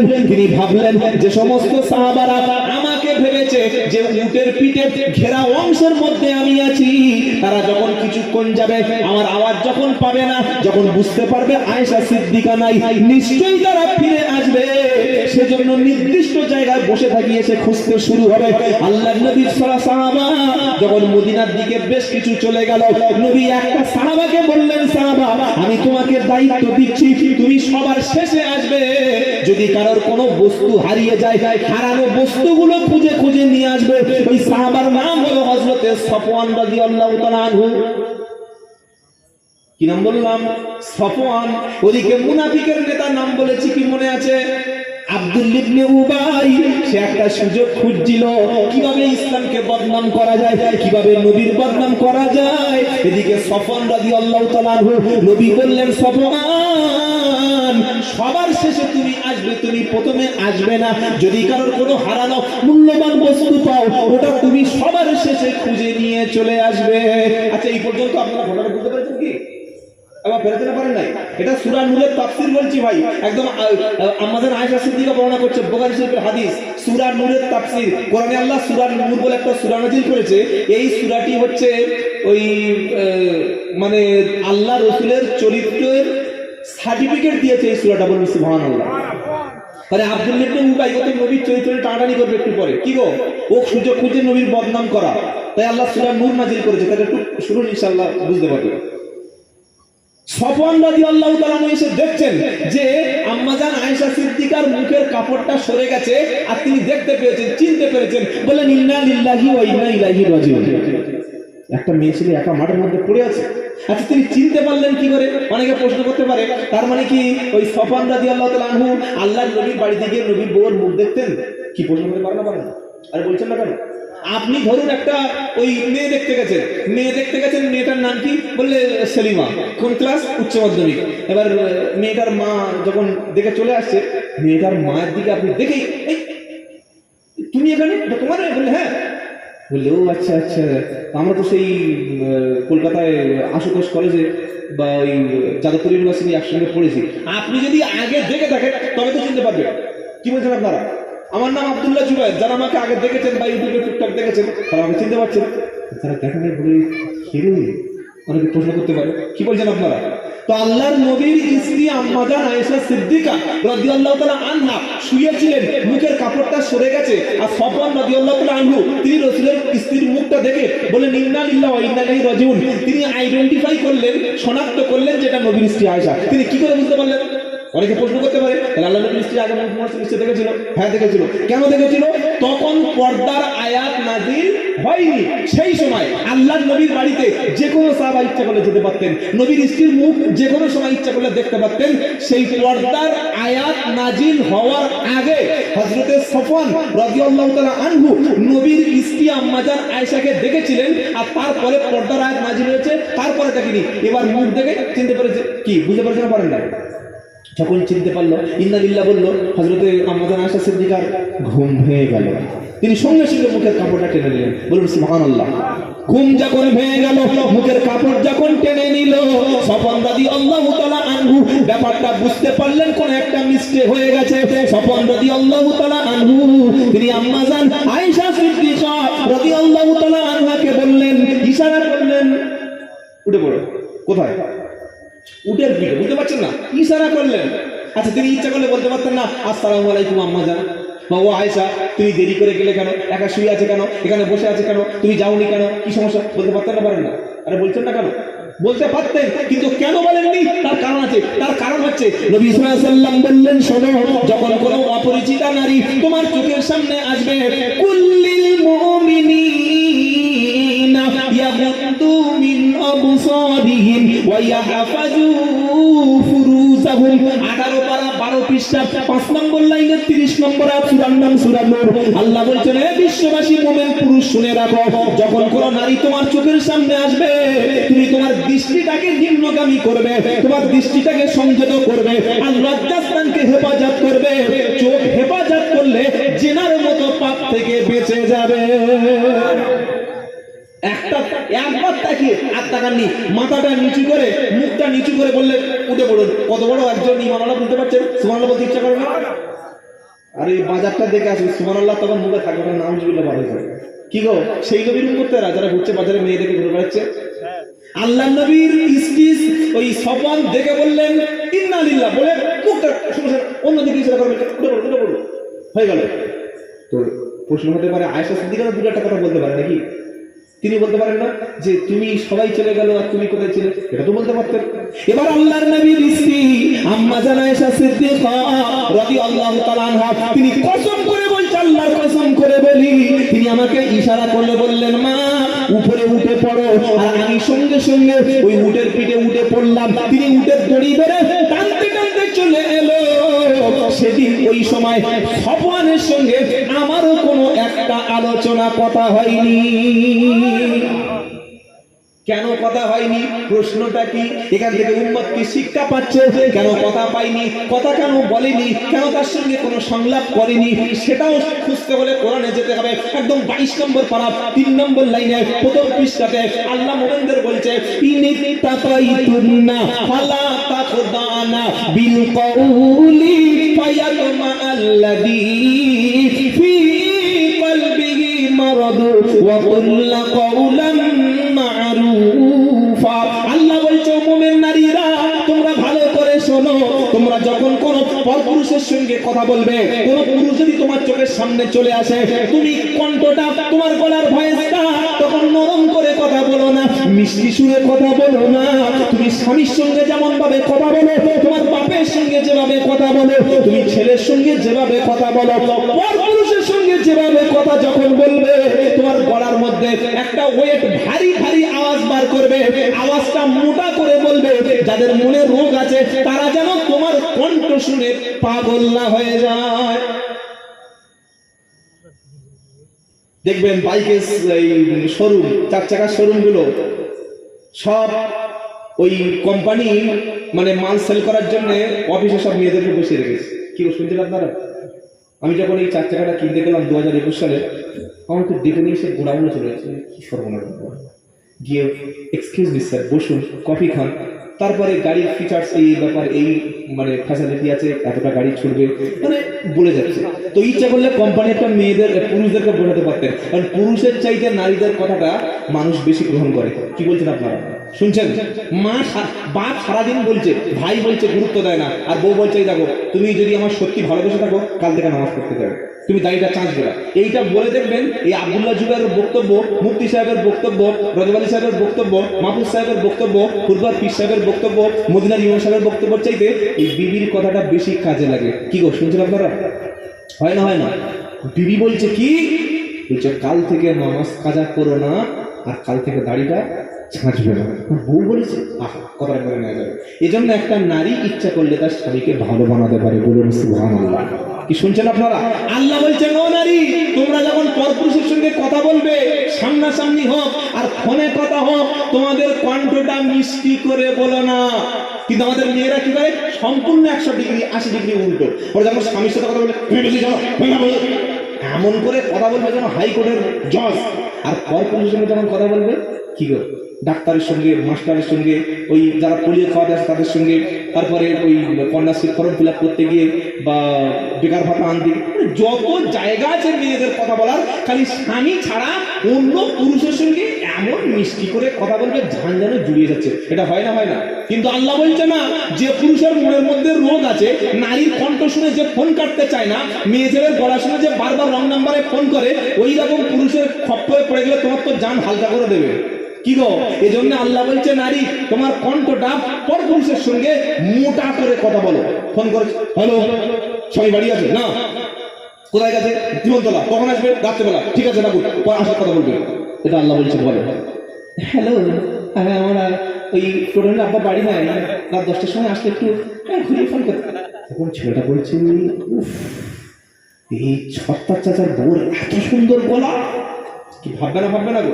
আরে এই জন্য তো ফোনের কাস্টমার কেয়ারে সব মেয়েরা ফোন করে। কোনদিন বেড়া ছেলে শুনলেন কথা বলতে? বলছি না, কি বলে আপনার শুনেছেন? বেড়া ছেলে ফোন করে কাস্টমার কেয়ারে, মেয়ে ছেলে 28 দিন হয়ে গেছে, কবে রিচার্জ করবেন? আজকে আপনার শেষ দিন। মানে এমন করে ইমপ্রেস করবে যেন একটু রিচার্জ করে নিয়ে বসে থাকবে। আল্লাহই বলছে, শোনো ও মেয়ে ছেলেরা, তোমরা পরপুরুষের সঙ্গে, যার সঙ্গে তোমার দেখা করা, কথা বলা মানে ফেতনা আছে, যেমন কে দেওর, ভাসুর, ননদ, কি গো চাচাতো ভাই, তোমার ভাইয়ের স্বামী, ভাইয়ের বন্ধু, পাশের প্রতিবেশী, পাশের কাজের ছেলেটা, তোমার ড্রাইভারটা, তোমার বাড়ির লোকটা, তোমার ঘর মোছার লোকটা, ঘরে রং করতে এসছে সেই লোকটা, ঘরের রাজমিস্ত্রিটা বা টাইলস মিস্ত্রিটা, কিংবা ঘরের ছাদ ফেলবে পুট্টি মিস্ত্রি, ও যখন তোমার বাড়ি আসবে স্বামীর অবর্তমানে তুমি কণ্ঠটাকে মোটা করে কথা বলো। শুনছেন আপনারা? এটা যদি কোরআন আর কোরআনের আয়াত এটা, সেটা যদি নিয়ম হয়ে থাকে, তাহলে এই যে গজল শিল্পী মহিলারা গজল বলে, কি গো 20 বছর 22 বছর, 3 ছেলে 2 ছেলের মা, বিভিন্ন পারবিন, কি কি পারবিন সব বুঝে নেন, এই এসে এমন মিষ্টি স্বরে গজল বলছে মানুষ পাগল করে দেবে। আসলে এরা হচ্ছে দাজ্জাল, এরা হলো ফিতনা, এরা ঈমান নষ্ট করে দেবে। আল্লাহ জাতিকে হেফাজত করে সকল জীবন আল্লাহুম্মা আমিন। আম্মা জানা আয়েশা সিদ্দিকা রাদিয়াল্লাহু তাআলা আনহা তিনি বলছেন, সফনের সঙ্গে আমার কোনো কথা নাই।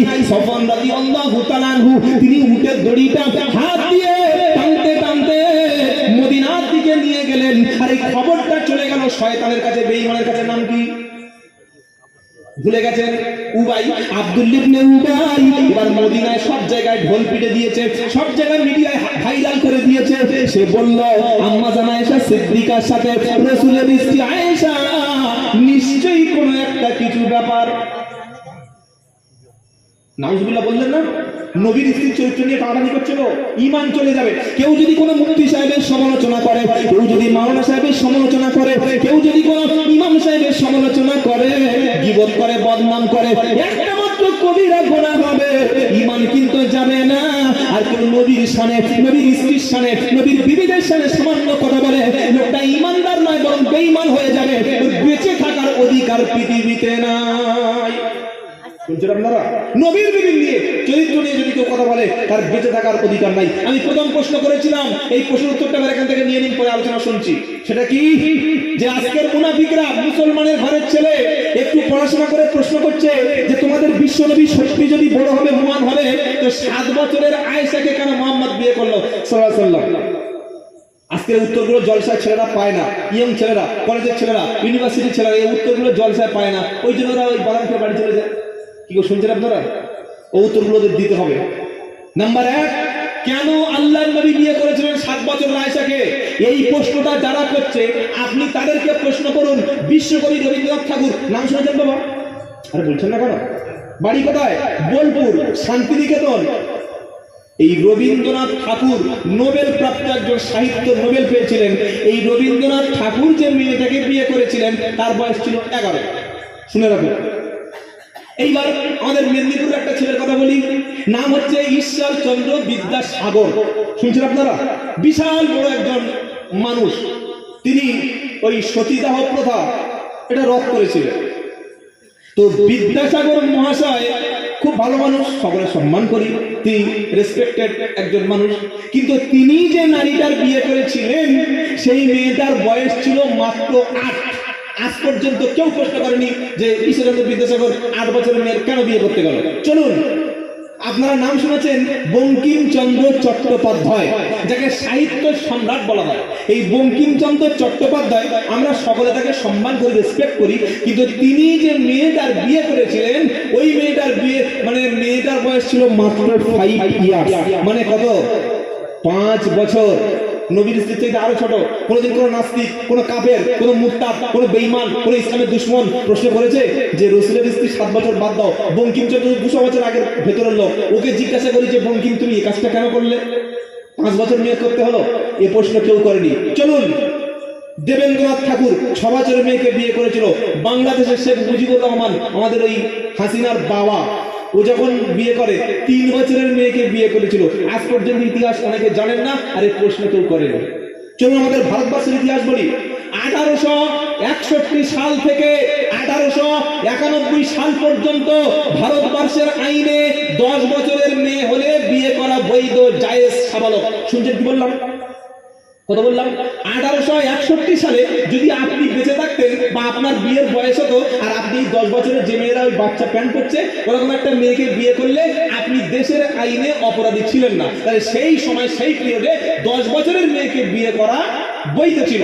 1891 সালে বলল, ভারতের আইন বলল, বিশিষ্ট ব্যক্তিরা বলল, দেখ 10 বছরের মেয়েটা বড় ছোট হয়ে যাচ্ছে না। বললে হ্যাঁ, বললে কাজ কর, বললে ওটা বাড়িয়ে 12 কর। কি শুনছেন আপনারা? 1891 থেকে 1929 পর্যন্ত ছিল 12, মানে 12 বছর হয়ে গেলে বাপ নির্দ্বিধায় বিয়ে দিতে পারতো। তার মানে 12 বছরের মেয়ে সেই সময় বিয়ে করা অপরাধ ছিল না। 1929 সালে 12টা বেড়ে সারদা আইন, সারদা অ্যাক্ট চালু হলো। বললো মেয়েরা বড্ড ছোট বয়সে বিয়ে দিচ্ছে, অনেক ক্ষতি হয়ে যাচ্ছে, তো ওই 12টা বাড়িয়ে একটু 14 করা হোক। কত বলছেন না কেন? 14 বছরের মেয়ে 1929 সালে বিবাহ বৈধ, সাবালক। এইবার 1978 মানে 1978 সাল যখন হলো তখন বললো 14টা বড্ড ছোট হয়ে যাচ্ছে, বুঝলি এখন তো সব যুগটা আস্তে আস্তে পাল্টাচ্ছে। এবার 14 থেকে বাড়িয়ে মেয়েদের করা হলো 18 আর পুরুষদের 21, 20 নয় 21। ওই 1978 সাল থেকে আজকে 2024 এখনো ওই বয়সে দাঁড়িয়ে আছে। তার মানে কি, আপনি যদি 1861 সালের মানুষ হতেন, আপনার জন্য 10 বছরের বউ ঘরে রাখা কোনো দোষের না। আজকে যেমন 18 বছরের মেয়েকে বিয়ে করা যায়, 1861 সালে 10 বছরের মেয়েকে বিয়ে করা যেত। তোমরা যারা প্রশ্ন করছো ভাই যে আয়েশা সিদ্দিকাকে কেন 7 বছরের মেয়েকে বিয়ে করেছিল, বঙ্কিমচন্দ্র 5 বছরের প্রশ্ন করেছো, করনি। রবীন্দ্রনাথের 11 বছর প্রশ্ন করেছো, করনি। ওই দেবেন্দ্রনাথ ঠাকুরের 6 বছরের প্রশ্ন করেছো, করনি। কি শুনছেন আপনারা? আল্লাহর নবী তিনি করেছিলেন, আবু বকর সিদ্দিক মেনে নিয়েছিলেন। আচ্ছা এবার সমস্ত একদম বলে দিচ্ছি কেন নবীর জন্য এটা দোষণীয় ছিল না। ধরুন আপনার জন্ম বা আপনার বিয়ের বয়স 1861, আপনি একটা মেয়ে বিয়ে করবেন, খুব ভালো করে বুঝবেন। 1861 সালে আপনি একটা মেয়ের বিয়ে করছেন আর সেই সময় বিয়ের বয়স ছিল কত? বলে গেলেন 10 বছর। 10 বছরের মেয়ে মানে সাবালক। তার মানে 1861 সালের আমাদের বাপ দাদা, চাচারা, দাদুরা বা পরদাদারা 10 বছরের মেয়ে 1861 সালে বিয়ে করতে পারত। এবার বলুন, মাত্র 250-300 বছর আগে যদি 10 বছরের মেয়ে বিয়ে করা যায়, 1400 বছর আগে সেই যুগে 7 বছরের মেয়ে, 6 বছরের মেয়ে মক্কার জমিনে, মদিনার জমিনে বৈধ ছিল।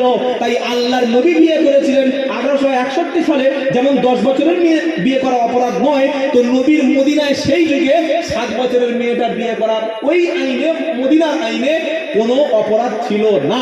কেউ প্রশ্ন তুলেনি যে কেন নবী এই কাজটা করছো। কি শুনছেন আপনারা? কিন্তু কারা প্রশ্ন তুলছে? আজকের মুনাফিক। উত্তরগুলো ফটাফট দিয়ে দেবেন, নোট করুন। 2 নম্বর কি বলেছি? এবার আমাদের আয়েশা সিদ্দিকা যখন মদিনায় চলে আসলো, পুরো মদিনায় আব্দুল্লাহ ইবনে উবাই নবীর বিরুদ্ধে সব জায়গায় উঠে পড়ে লেগেছে, এই নবীর স্ত্রী আয়েশা সিদ্দিকা এই কাজ করেছে। আর শুধু একা বলছে না, পাকা পাকা মুসাল্লি ধরে বলছে, জানিস? বললে কি? তোদের নবীর বউ রে। বলে কি হয়েছে? বলে যুদ্ধ থেকে ফেরার সময়, তখন মুসলমান হলে কি হবে, নবীর মানে নবীর উপরে ঈমান আনলে কি হবে? শয়তান কিন্তু আছে গো। কি বলছেন আপনারা? শয়তান বলছে হ্যাঁ এটা হলে হতে পারে।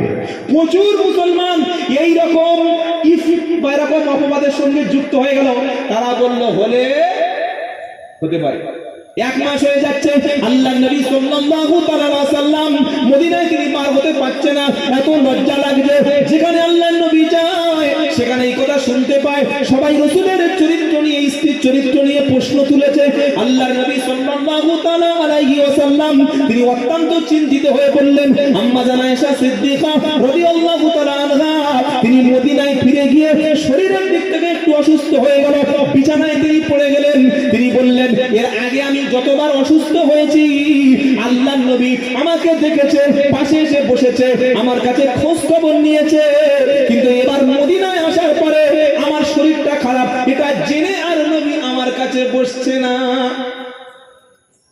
তিনি ভাবছেন মনে হয় নবী আমার উপরে কোন একটা কিছু ঘটেছে, কিন্তু তখনও পর্যন্ত আয়েশা সিদ্দিকা জানতে পারে না। কি শুনছেন আপনারা? আর নবী তো আসল ঘটনাটা জানতেই পারে নাই যতক্ষণ না আল্লাহ বলেছে। বলুন না সুবহানাল্লাহ। 1 মাস নবীর খাওয়া দাওয়া প্রায় অর্ধেক হয়ে গেছে, প্রচুর চিন্তা করছে। নবী মসজিদে নববীতে দুজনকে ডাকলেন। কোন দুজন? একজন হযরতে আলী আর একজন হযরতে উসামা রাদিয়াল্লাহু আনহুমা। দুজন সাহাবাকে ডেকে বললেন, আচ্ছা তোমরা একটু বলো তো কি করা যায়। হযরতে আলী রাদিয়াল্লাহু তাআলা আনহু বললেন, হে আল্লাহর নবী, আল্লাহ আপনার স্ত্রীর অভাব রাখেনি। যদি মনে করেন আয়েশা সিদ্দিকা আপনার জন্য চলবে না, আপনি ইচ্ছা করলেই তালাক দিয়ে দিতে পারেন। আমার নবী অত্যন্ত চিন্তায় পড়ে গেলেন। আবু বকর সিদ্দিকের কন্যা আম্মা জান আয়েশা সিদ্দিকা বললেন, আর আমি রাসূলের বাড়ি থাকতে চাই না। আল্লাহর নবীর কাছ থেকে বিদায় নিয়ে তিনি চলে গেলেন বাপের বাড়ি। আর আরবের মহিলাদের, আরবের জমিনে নিয়ম ছিল, যারা পেশাব পায়খানা করতো রাত কিংবা দিনের বেলা, ঘরের মধ্যে পেশাব পায়খানাটা আরবের মানুষ তারা পছন্দ করতো না।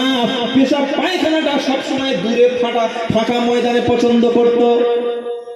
আজ থেকে 20 বছর আগে বলুন, যারা মুরব্বী আছে, বয়স্ক আছেন, চাচা আছেন, পায়খানা লাগলে লোক ছুটে ওই মাছ বাগানে, ওই কলা বাগানে চোয়ার দিয়ে ঘিরে বা এরকম কি করছে, ছিল না? ছিল না? আগে পায়খানা লাগলে ছুটে যেত, জোরে বলো, বাগানে। আর এখন লাগলে ছুটে আসে ঘরের মাঝখানে। কি বলছো? পায়খানা ছুটে, এই কোথায় যাচ্ছ, ছুটছো কেন? বললে বাথরুম করবো। তো ঘরের ভিতরে? বলে হ্যাঁ, এটার নাম অ্যাটাচ বাথরুম। কি বাথরুম করবো? আরে বলছেন না কেন? Attach bathroom. আবার এই বাথরুমের মধ্যে দেখি ওযুখানা, গোসলখানা। এই মশলাটা শুনে রাখুন, যখন আমরা ওযু করি দোয়া বলি না, বলি না? আরে বলছেন না কেন? ওযুর একটা দোয়া বলি, আবার ওযু শেষ হয়ে গেলে একটা দোয়া বলি। কি দোয়া? আশহাদু আল্লা ইলাহা ইল্লাল্লাহু ওয়াহদাহু লা শারীকা লাহু ওয়া আশহাদু আন্না মুহাম্মাদান আবদুহু ওয়া রাসূলুহু। আমার নবী সাল্লাল্লাহু আলাইহি ওয়াসাল্লাম বলে, ওযু শেষ করার পরে কোনো ব্যক্তি যদি এই দোয়াটা পড়ে, আল্লাহ তাআলা ওই ব্যক্তির জন্য সমস্ত জান্নাতে ইচ্ছা করলে সে যে কোনো জান্নাত দিয়ে প্রবেশ করতে পারে। ছোট্ট একটা দোয়া পড়ে নেবেন। তো আপনি আপনার ঘরের মধ্যে অ্যাটাচ বাথরুম, মানে যেখানে পায়খানার মানে প্যান বসিয়েছেন, সাইফন বসিয়েছেন, আর ওর পাশে কল দিয়ে ওর মধ্যে ওযু করছেন, তো পায়খানার মধ্যে আসাদুল্লাহ পড়া যাবে? বলছেন না কেন? পড়া যাবে না। আবার ওযুর শুরুতে নবী বললেন বিসমিল্লাহ বলো, সে বিসমিল্লাহ আপনি পায়খানার মধ্যে বলতে পারবেন না। মানে খ্রিস্টানদের কালচারটা আমরা এমন ভাবে এনেছি, অ্যাটাচ বাথরুম মানে ওযুর দোয়া, গোসলের দোয়া বা ওযু শেষের দোয়া কিছুই বলতে পারবো না। কি গো শুনছেন? এখন যারা বাড়ি করেননি, প্ল্যান করবেন, পেশাব পায়খানার আলাদা আর গোসলখানাটা আলাদা করবেন, এটা যেন মাথায় থাকে, বলুন ইনশাআল্লাহ। আয়েশা সিদ্দিকা বললেন, একটু বাইরে বাথরুমের জন্য গেছি, আর আমার সঙ্গে আছে আমার আব্বার খালা, নাম হচ্ছে উম্মে মিস্তা। মিস্তাটাকে, মিস্তা রাদিয়াল্লাহু তাআলা হচ্ছে বদরের যুদ্ধে একজন মানে সাহাবা, আল্লাহ তাকে জান্নাতি ঘোষণা করেছেন, বলুন সুবহানাল্লাহ। আমার আব্বার খালা, সে ওই যেতে যেতে আমার সঙ্গে আর কাপড় ধরে একদম করে পড়ে গেল। যখন পড়ে গেল সে উঠে বলছে, মিস্তা ধ্বংস হোক, মানে ছেলে ধ্বংস হয়েছে। কি শুনছেন আপনারা? আম্মা জান আয়েশা সিদ্দিকা বলছে, তুমি ছেলের জন্য বদদোয়া করছো কেন? তুমি কি জানো না আল্লাহর নবী বদরের সব সাহাবাদের তিনি জান্নাতি ঘোষণা করেছে? উম্মে মিস্তা বলল, শোনো আয়েশা, তুমি আসল ঘটনাটা জানো না।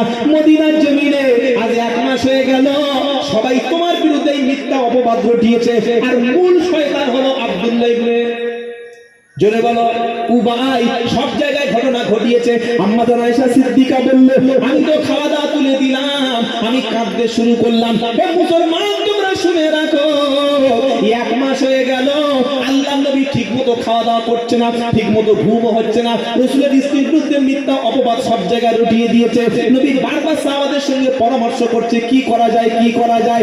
যারা অনেক দেখবেন বেরেলি মৌলবী আছে, যারা বলে আল্লাহর নবী হাজির নাজির, আল্লাহর নবী গায়বের খবর রাখে, অর্থাৎ নবী সব জায়গায় হাজির, নবী সমস্ত গায়বের খবর রাখে।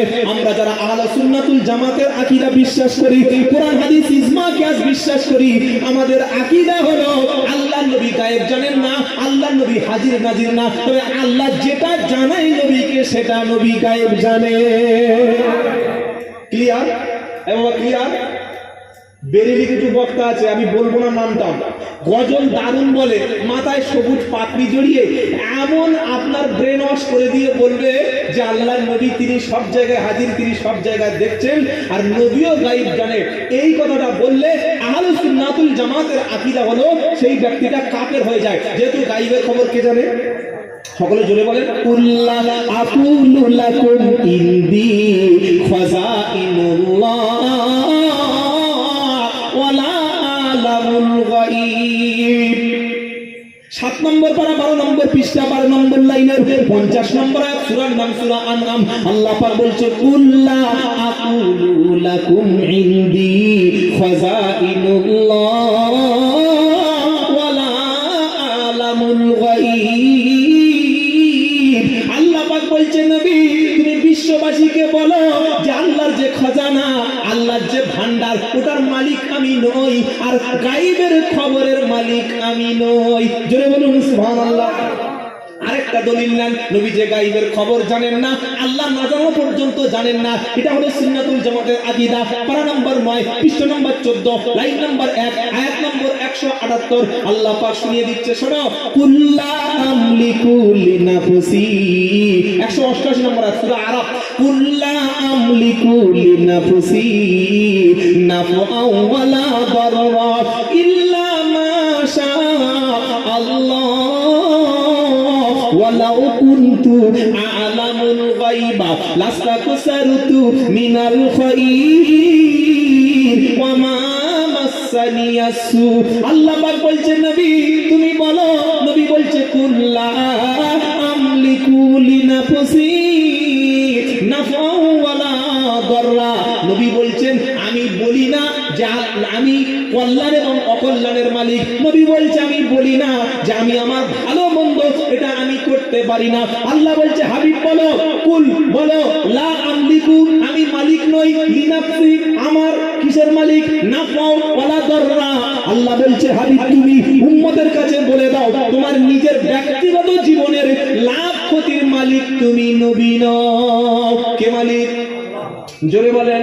নবী বলছে, আমার কোনো উপকার, আমার কোনো ক্ষতি এটা আমি করতে পারি না, আমার পক্ষ থেকে হয় না, সব হয় আল্লাহর পক্ষ থেকে। এবার আসল কথাটা, ওয়ালাউ কুনতু আ'লামুল গায়ব লাস্তাকসারতু মিনাল খায়র। এবার আল্লাহ নবী পাক সাল্লাল্লাহু আলাইহি ওয়াসাল্লাম বলছে, যদি আমি গায়েব জেনে নিতাম, যদি আমি অদৃশ্যের খবর জেনে নিতাম, তাহলে কোনো কল্যাণ আমাদের অকল্যাণ হতো না, কোনো ক্ষতি আমার হতো না।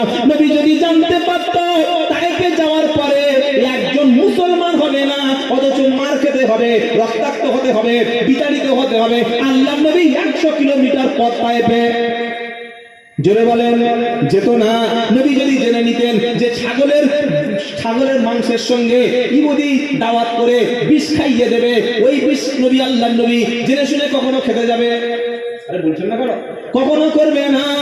আল্লাহ নবী বলছে, ওয়ালাউ কুনতু আ'লামুল গায়ব, যদি আমি অদৃশ্যের খবর জেনে নিতাম, তাহলে কোনো অকল্যাণ খারাপ কাজ আমার কাছে আসতো না, আর ভালো ভালো কাজগুলো সব আমি করে নিতাম। পারা নম্বর 20 পৃষ্ঠা নম্বর 1 লাইন নম্বর 13 সূরার নাম আল্লাহ পাক বলছে, কুল্লা ইয়ালামু মান ফিস সামাওয়াতি ওয়াল আরদিল গায়বা ইল্লাল্লাহ ওয়া মা ইয়াশউরুনা আইয়ানা ইবআসুন। আল্লাহ বলছেন, কুল নবী তুমি বলো, যেখানে গায়েব বলেছে সব জায়গায় আল্লাহ বলছেন, নবী তুমি বলে দাও। বলুন না সুবহানাল্লাহ।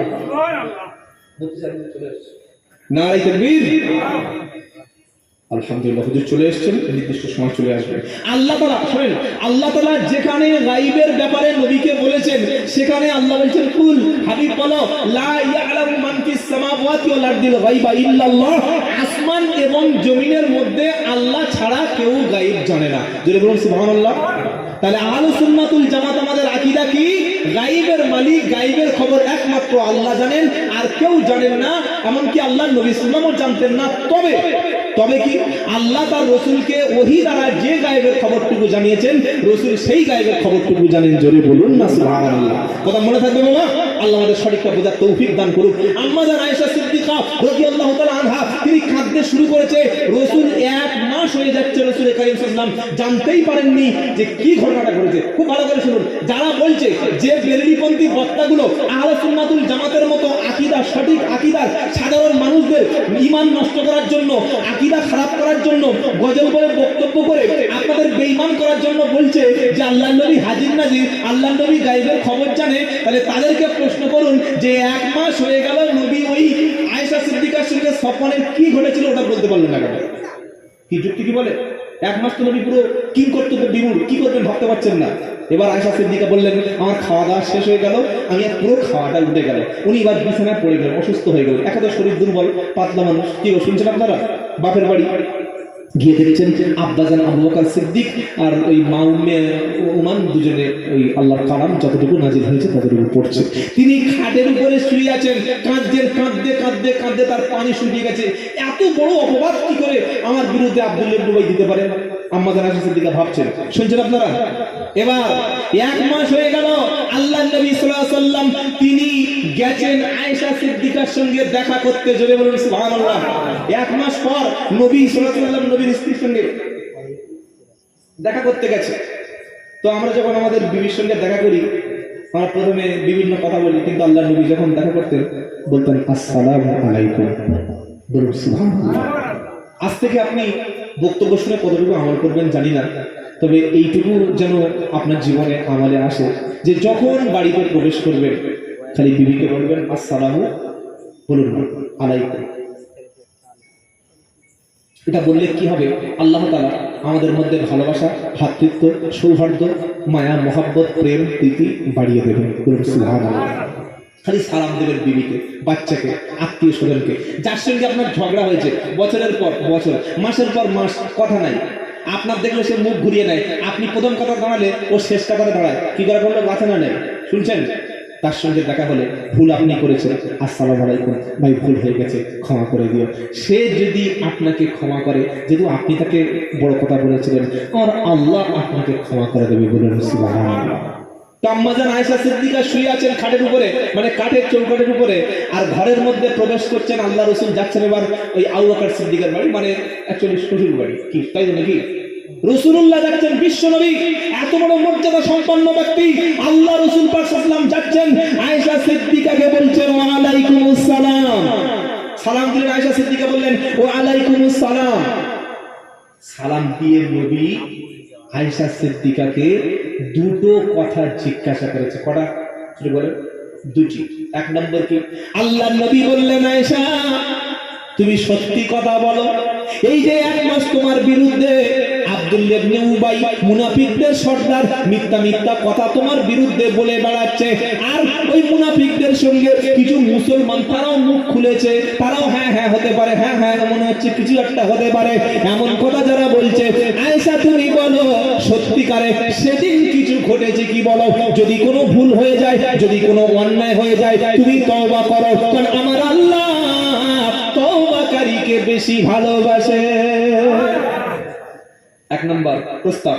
2 নম্বর হলো যদি তোমার সঙ্গে কিছু না হয়ে থাকে বা যদি তুমি কোনো ভুল না করে থাকো, অবশ্যই সেটাও বলো, আল্লাহ তাআলা তোমার পক্ষে আমাকে তোমার নির্দোষ হিসাবে জানিয়ে দেবে। কি প্রশ্ন বুঝতে পারছেন? কত পুরো ঘটনাই কিছু করে কি গো শুনছেন? আম্মা জান আয়েশা সিদ্দিকা রাদিয়াল্লাহু তাআলা আনহা কেঁদে ফেললেন, ফেলে বললেন আল্লাহ রাসূল আল্লাহকে সাক্ষী রেখে বলছি, এখন আমি যতই কথা বলি আর কেউ কিছু বিশ্বাস করবে না, এখন আমার সবর করা ছাড়া কোনো উপায় নাই। আমি সত্য বললে ওকে বিশ্বাস করবে, আর নাও বললে কেউ তো বিশ্বাস করবে না। আয়েশা সিদ্দিকা বললেন এখন আমি একটাই কথা বলবো, যে কথা ইয়াকুব আলাইহিস সালাম তার ছেলেকে হারিয়ে বলেছিলেন, মনে আছে? ছেলেরা যখন ইউসুফকে কুয়ার মধ্যে ফেলে দিয়ে গায়ের পাঞ্জাবিটা জামাটা খুলে নিয়ে ছাগল জবাই করে রক্তটা মিশিয়ে দিয়ে বাপের কাছে এসে বলল কাঁদতে কাঁদতে ইয়াকুব আমাদের ছোট ভাই ইউসুফকে বাঘে খেয়ে ফেলেছে। ওই সময় ইয়াকুব আলাইহিস সালাম তখন জামার কাপড়টা শুয়ে বুঝতে পারলেন ইউসুফের রক্ত না, এটা বাঘের রক্ত না, এটা টাটকা ছাগলের রক্ত।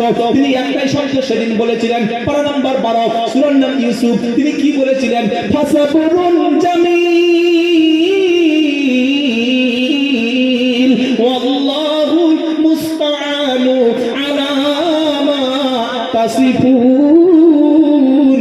তিনি বললেন সব্য জামিল, আমি উত্তম ধৈর্য ধারণ করব, আর তোমরা যেটা বলছো সেই বিষয়ে আমার আল্লাহ সাহায্য করবে। ওই একই শব্দ আয়েশা সিদ্দিকা বলবে যে আমার তো কিছু করার নাই, আমি তো নারী, আমি যদি বলি কিছু ঘটে নাই কেউ তো বিশ্বাস করবে না, আর ঘটে নাই তো কি করে বলবো যে ঘটেছে, তওবা করবো, আল্লাহ সাহায্য করবে। এই বলে তিনি পাশ থেকে শুয়ে পড়লেন। আয়েশা সিদ্দিকা বলছেন আল্লাহর কসম এই কথাটা বলে আল্লাহর নবী পা তুলে সবে বাইরে যাবে জিজ্ঞাসা করতে এসছে, আর সঙ্গে সঙ্গে দেখি তক্তা বসবার যে খাট বা চৌকাটে বসেছিল না ওটা আস্তে আস্তে করে কাঁপতে শুরু করছে, ভারী হচ্ছে, আর রসুলের শরীর ঘেমে গেছে, রসুল ঠকঠক করে এরকম কাঁপতে শুরু করেছে। কেন? আল্লাহর নবীর কাছে যখন কোরআন আসতো, যেহেতু আসমানি কিতাব একটা ভারী কিতাব, আল্লাহর পক্ষ থেকে কোরআন যখন নাজিল হতো রসুল মাঝে মাঝে শীতকালেও ঘেমে যেতেন, ঠকঠক করে ঘাম বাড়তো, রসুল কাঁপতে শুরু করতেন। আয়েশা সিদ্দিকা বললেন আমাকে জিজ্ঞাসা করে তিনি ওঠার আগেই আল্লাহর জিবরাইল কোরআন নিয়ে নবীর সামনে দিয়ে গেল।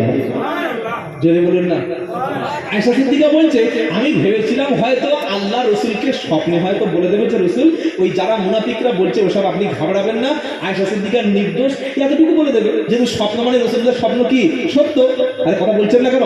রসুলের স্বপ্নটা ওহি, আল্লাহ হয়তো স্বপ্ন বলে দেবে, কিন্তু এত যে বলবে আল্লাহ আমার সম্পর্কে আমার চরিত্রের সার্টিফিকেট দিতে গিয়ে আল্লাহ যে কোরআনে সূরা নূরের 10টা আয়াত নাযিল করবে এটা আমি স্বপ্নে টের পাইনি। বলুন সুবহানাল্লাহ।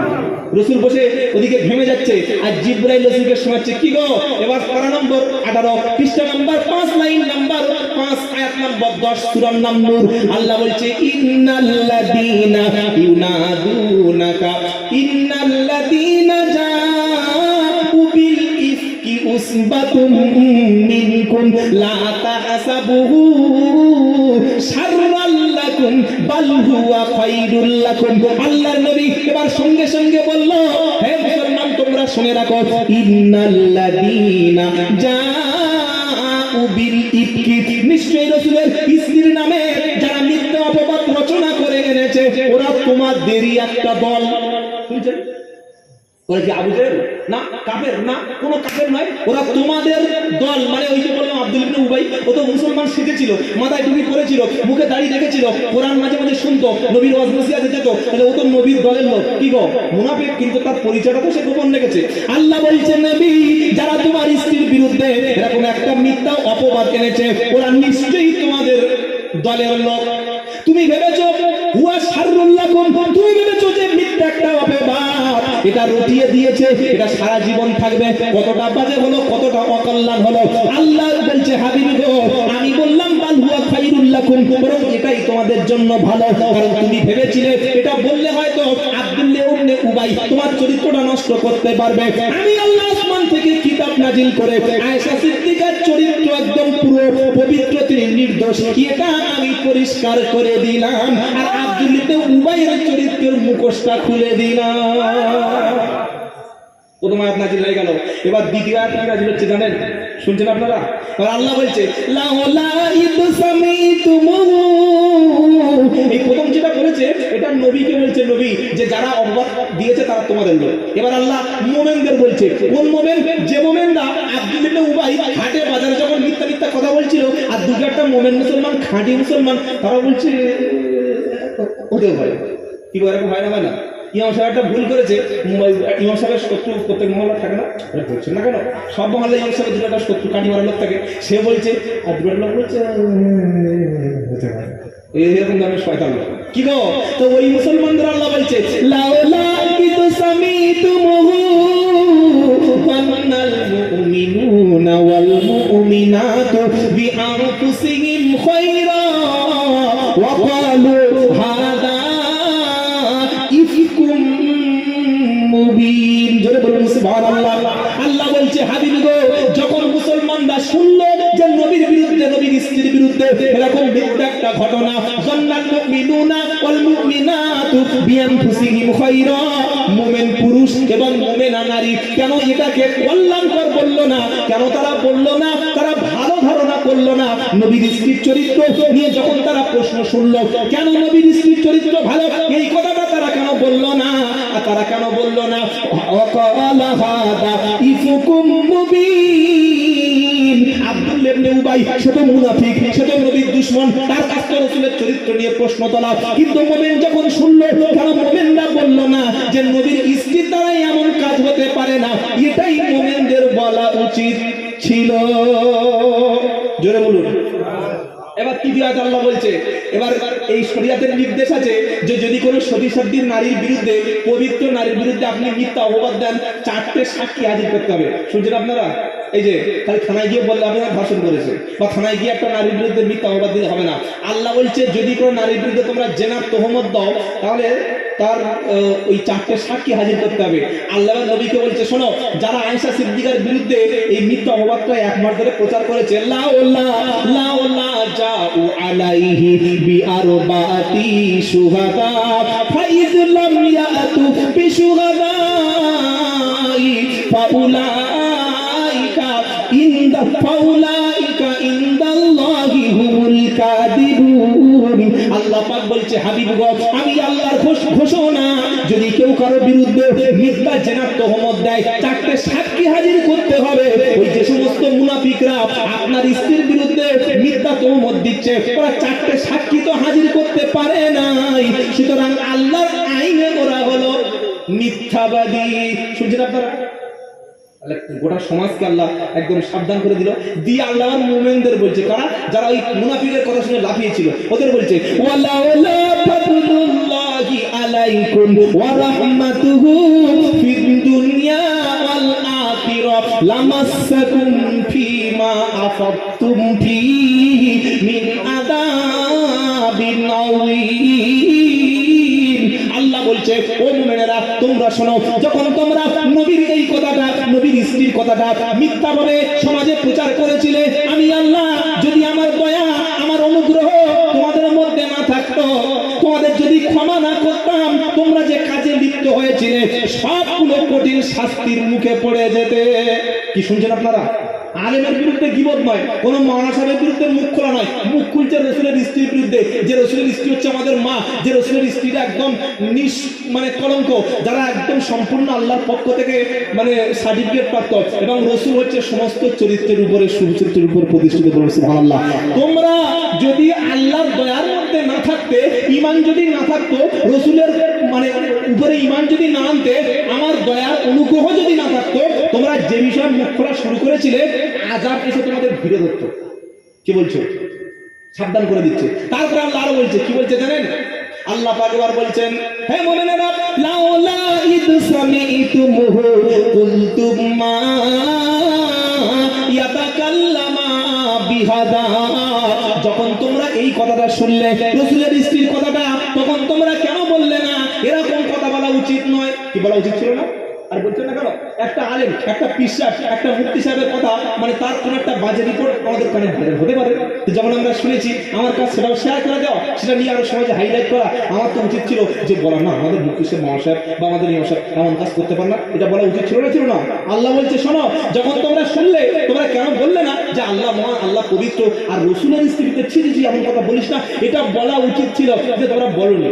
কি গো, না বলে কি করেছিলে? ইজতালাকাউনাহু বিআলসিনাতিকুম ওয়া তাকুলুনা বিআফওয়াহিকুম মা লাইসা লাকুম বিহি ইলম। তোমরা মুখে মুখে, লোকও বলছিল, লোক মুখে মুখে এই কথাটা ছড়াচ্ছিল, আর তোমরা মুসলমান হিসাবে তোমরা এই কথাটা মুখে মুখে প্রচার করছিলে। ওরা বলল, তোমরা তাই বলতে শুরু করলো। কথাটা প্রথম মুনাফিকদের সর্দার আব্দুল ইবনে উবাই আবিষ্কার করলো, নবীর স্ত্রীর বিরুদ্ধে কলঙ্ক তুললো, আর তোমরা মুখে মুখে তুলে শুরু করেছিলে। আল্লাহ বলছে, যে বিষয়ে তোমরা মুখে কথা বলছিলে, কথা তোমরা বলছিলে, অথচ তোমাদের মনের মধ্যে এই বিষয়ে কোনো জ্ঞান ছিল না।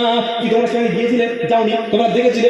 দেখোনি? রসুল বলেছে? বলেনি? তাহলে তোমরা লোকের কথা শুনে মনের মধ্যে, মুখে প্রচার করছিলে, হ্যাঁ হ্যাঁ মনে হচ্ছে আয়েশা সিদ্দিকারটা কিছু ঘটেছে, হ্যাঁ হ্যাঁ মনে হচ্ছে কিছু ঘটেছে, যেটা মুখে বলছিলে লোকের শোনা কথা, অথচ সেই কথাটা তোমাদের মনের মধ্যে এরকম কোনো জ্ঞান ছিল না। আর তোমরা কি ভেবেছিলে? ওয়াতাহাসাবুনাহু হাইনা, তোমরা ভেবেছিলে ছোটখাটো ব্যাপার। কি গো, আমরা লোকের এই একটা লোকের দোষ বা চরিত্র নিয়ে ঘেঁটে দিই, বা চরিত্র নিয়ে বড় বড় কথা বলি, এইসব বলি না, বলি না? কোন ইমাম সাহেব, কোন মুফতি সাহেব, পীর সাহেব, মৌলানা সাহেব, বা কোন একজন সম্মানিত গ্রামের মানুষ বা একজন এই মোতাল্লি সাহেব, মসজিদের দায়িত্বপ্রাপ্ত ব্যক্তি, তার চরিত্র নিয়ে বলে বলে 1.5 ঘন্টা হয়ে গেল, কিছু শেষে বলছে সামান্য ব্যাপার, সবাই বলে, আমি তাই বললাম। আল্লাহ বলছে যখন তোমরা রাসূলের স্ত্রী আমাদের আয়েশা সিদ্দিকার ব্যাপারে এরকম মিথ্যা মিথ্যা কল্পনা ঘটনাগুলো রটিয়ে দিলে, ওয়াতা সাবুনাহু হাইজিনা, তোমরা বলেছিলে এটা তুচ্ছ ব্যাপার, তোমরা বলেছিলে না একটু আগে এই সামান্য ব্যাপার, হলে হতে পারে। কিন্তু আল্লাহ কি বলছে, ওয়া হুয়া ইনদাল্লাহি আযীম, এটা আল্লাহর কাছে ছিল ব্যাপক একটা কঠিন ব্যাপার, বিশাল ভারী ব্যাপার, বিশাল মহৎ ব্যাপার, আল্লাহর কাছে সবচাইতে বড় ব্যাপার ছিল এটা। মানে তোমরা ভেবেছো তুচ্ছ, কিন্তু আল্লাহ রাসূলের স্ত্রীর চরিত্র নিয়ে টানাটানি করবে, এটা ছোট না, এটা বড় ব্যাপার। আল্লাহ বলছে শোনো, তোমরা তওবা করলে আমি আল্লাহ তোমাদের ক্ষমা করে দিলাম, বলেন সুবহানাল্লাহ। কিন্তু মুনাফিকদের সর্দার্যে তার ক্ষমা নাই। এই আব্দুল্লাহ ইবনে উবাই মার্কা মুসলমান আজও মুসলমানদের সমাজে মিশে আছে, যারা আমাদের সাথে বসে, আমাদের সালাম দেয়, আমাদের মজলিসে খায়, আবার ইসলাম বিরোধী কাজের সঙ্গে যুক্ত আছে। আলেম বিদ্বেষী, মাদ্রাসা বিদ্বেষী, কোরআন বিদ্বেষী, আল্লাহওয়ালা বিদ্বেষী, দ্বীন বিদ্বেষী, ইসলাম বিদ্বেষী, এই চরিত্র যেন আমাদের মধ্যে না থাকে ভাই। যেটা মুখে বলবো সেটা অন্তরে স্বীকার করবো, বলুন ইনশাআল্লাহ। তাহলে আমি 3টে প্রশ্ন করেছিলাম, প্রশ্নগুলো মনে আছে কি? 2টো উত্তর দিয়ে দিয়েছি, আর 2টো বাকি আছে। যে আল্লাহ নবী সাল্লাল্লাহু আলাইহি ওয়াসাল্লাম ওই তিনি বললেন যে কোমরে একটা করে তরবারি তিনি রেখে দিতেন, কি গো? অনেকে প্রশ্ন করছে কাফেররা, এই যেমন মুম্বাই যে ঘটনাটা ঘটলো, নবীর বিরুদ্ধে বড় বড় ব্যক্তিরা মুখ খুললেন, নবীকে চরিত্রহীন, নাউজুবিল্লাহ, সন্ত্রাসী, যা কিছু বলার, যত কিছু বলার সব বলা শুরু করলো। অথচ সেই সমস্ত তোহমত দোষ থেকে আল্লাহ তার রাসূলকে সম্পূর্ণ মানে অনেক উপরে সম্মানে রেখেছেন, বলুন সুবহানাল্লাহ। নবী তরবারি কোমরে রাখতেন, হ্যাঁ রাখতেন, ওটা মানুষ খুন করার জন্য না, ভয় দেখানোর জন্য না, জঙ্গি কাজে ট্রেনিং দেওয়ার জন্য না। কেন রাখতেন? ওটা ছিল আরবের ট্র্যাডিশন। কি শুনছেন আপনারা?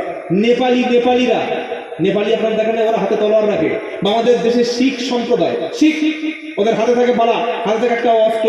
দেখবেন ব্যাংকে আপনি যদি বলেন যে আমি একটা ওই গরু জবাই করে ছুরি নিয়ে ব্যাংকে যাবো, আপনার যেতে দেবে না, জেল হয়ে যাবে। কি শুনছেন আপনারা? যদি একটা এই 2 ফুট একটা চাকু নিয়ে টেনে উঠবো, টিটি ধরলে একদম 3 বছরের জেল করে দেবে। আর আপনি যখন প্লেনে যাবেন বাইরের কান্ট্রি বা বাইরের স্টেটে, কোনো কাঁচি, ছুরি, ব্লেড, খুর, কানের যে ওই কাঠি, ওটাও পর্যন্ত নিয়ে যেতে পারবে না। শুনছেন আপনারা? কোন রকম বস্তু যেটা মানুষের কোনো ক্ষতি হয়, এই রকম কিছু নিয়ে যাওয়া যাবে না। কিন্তু আমাদের দেশে যে শিখ সম্প্রদায় পাশ করে, ওরা ওদের কাছে ছোট রকম একটা ওই লোহার অস্ত্র থাকে, ওরা ব্যাংকে ও চাকরিতে সব জায়গায় নিয়ে যায়। কেন?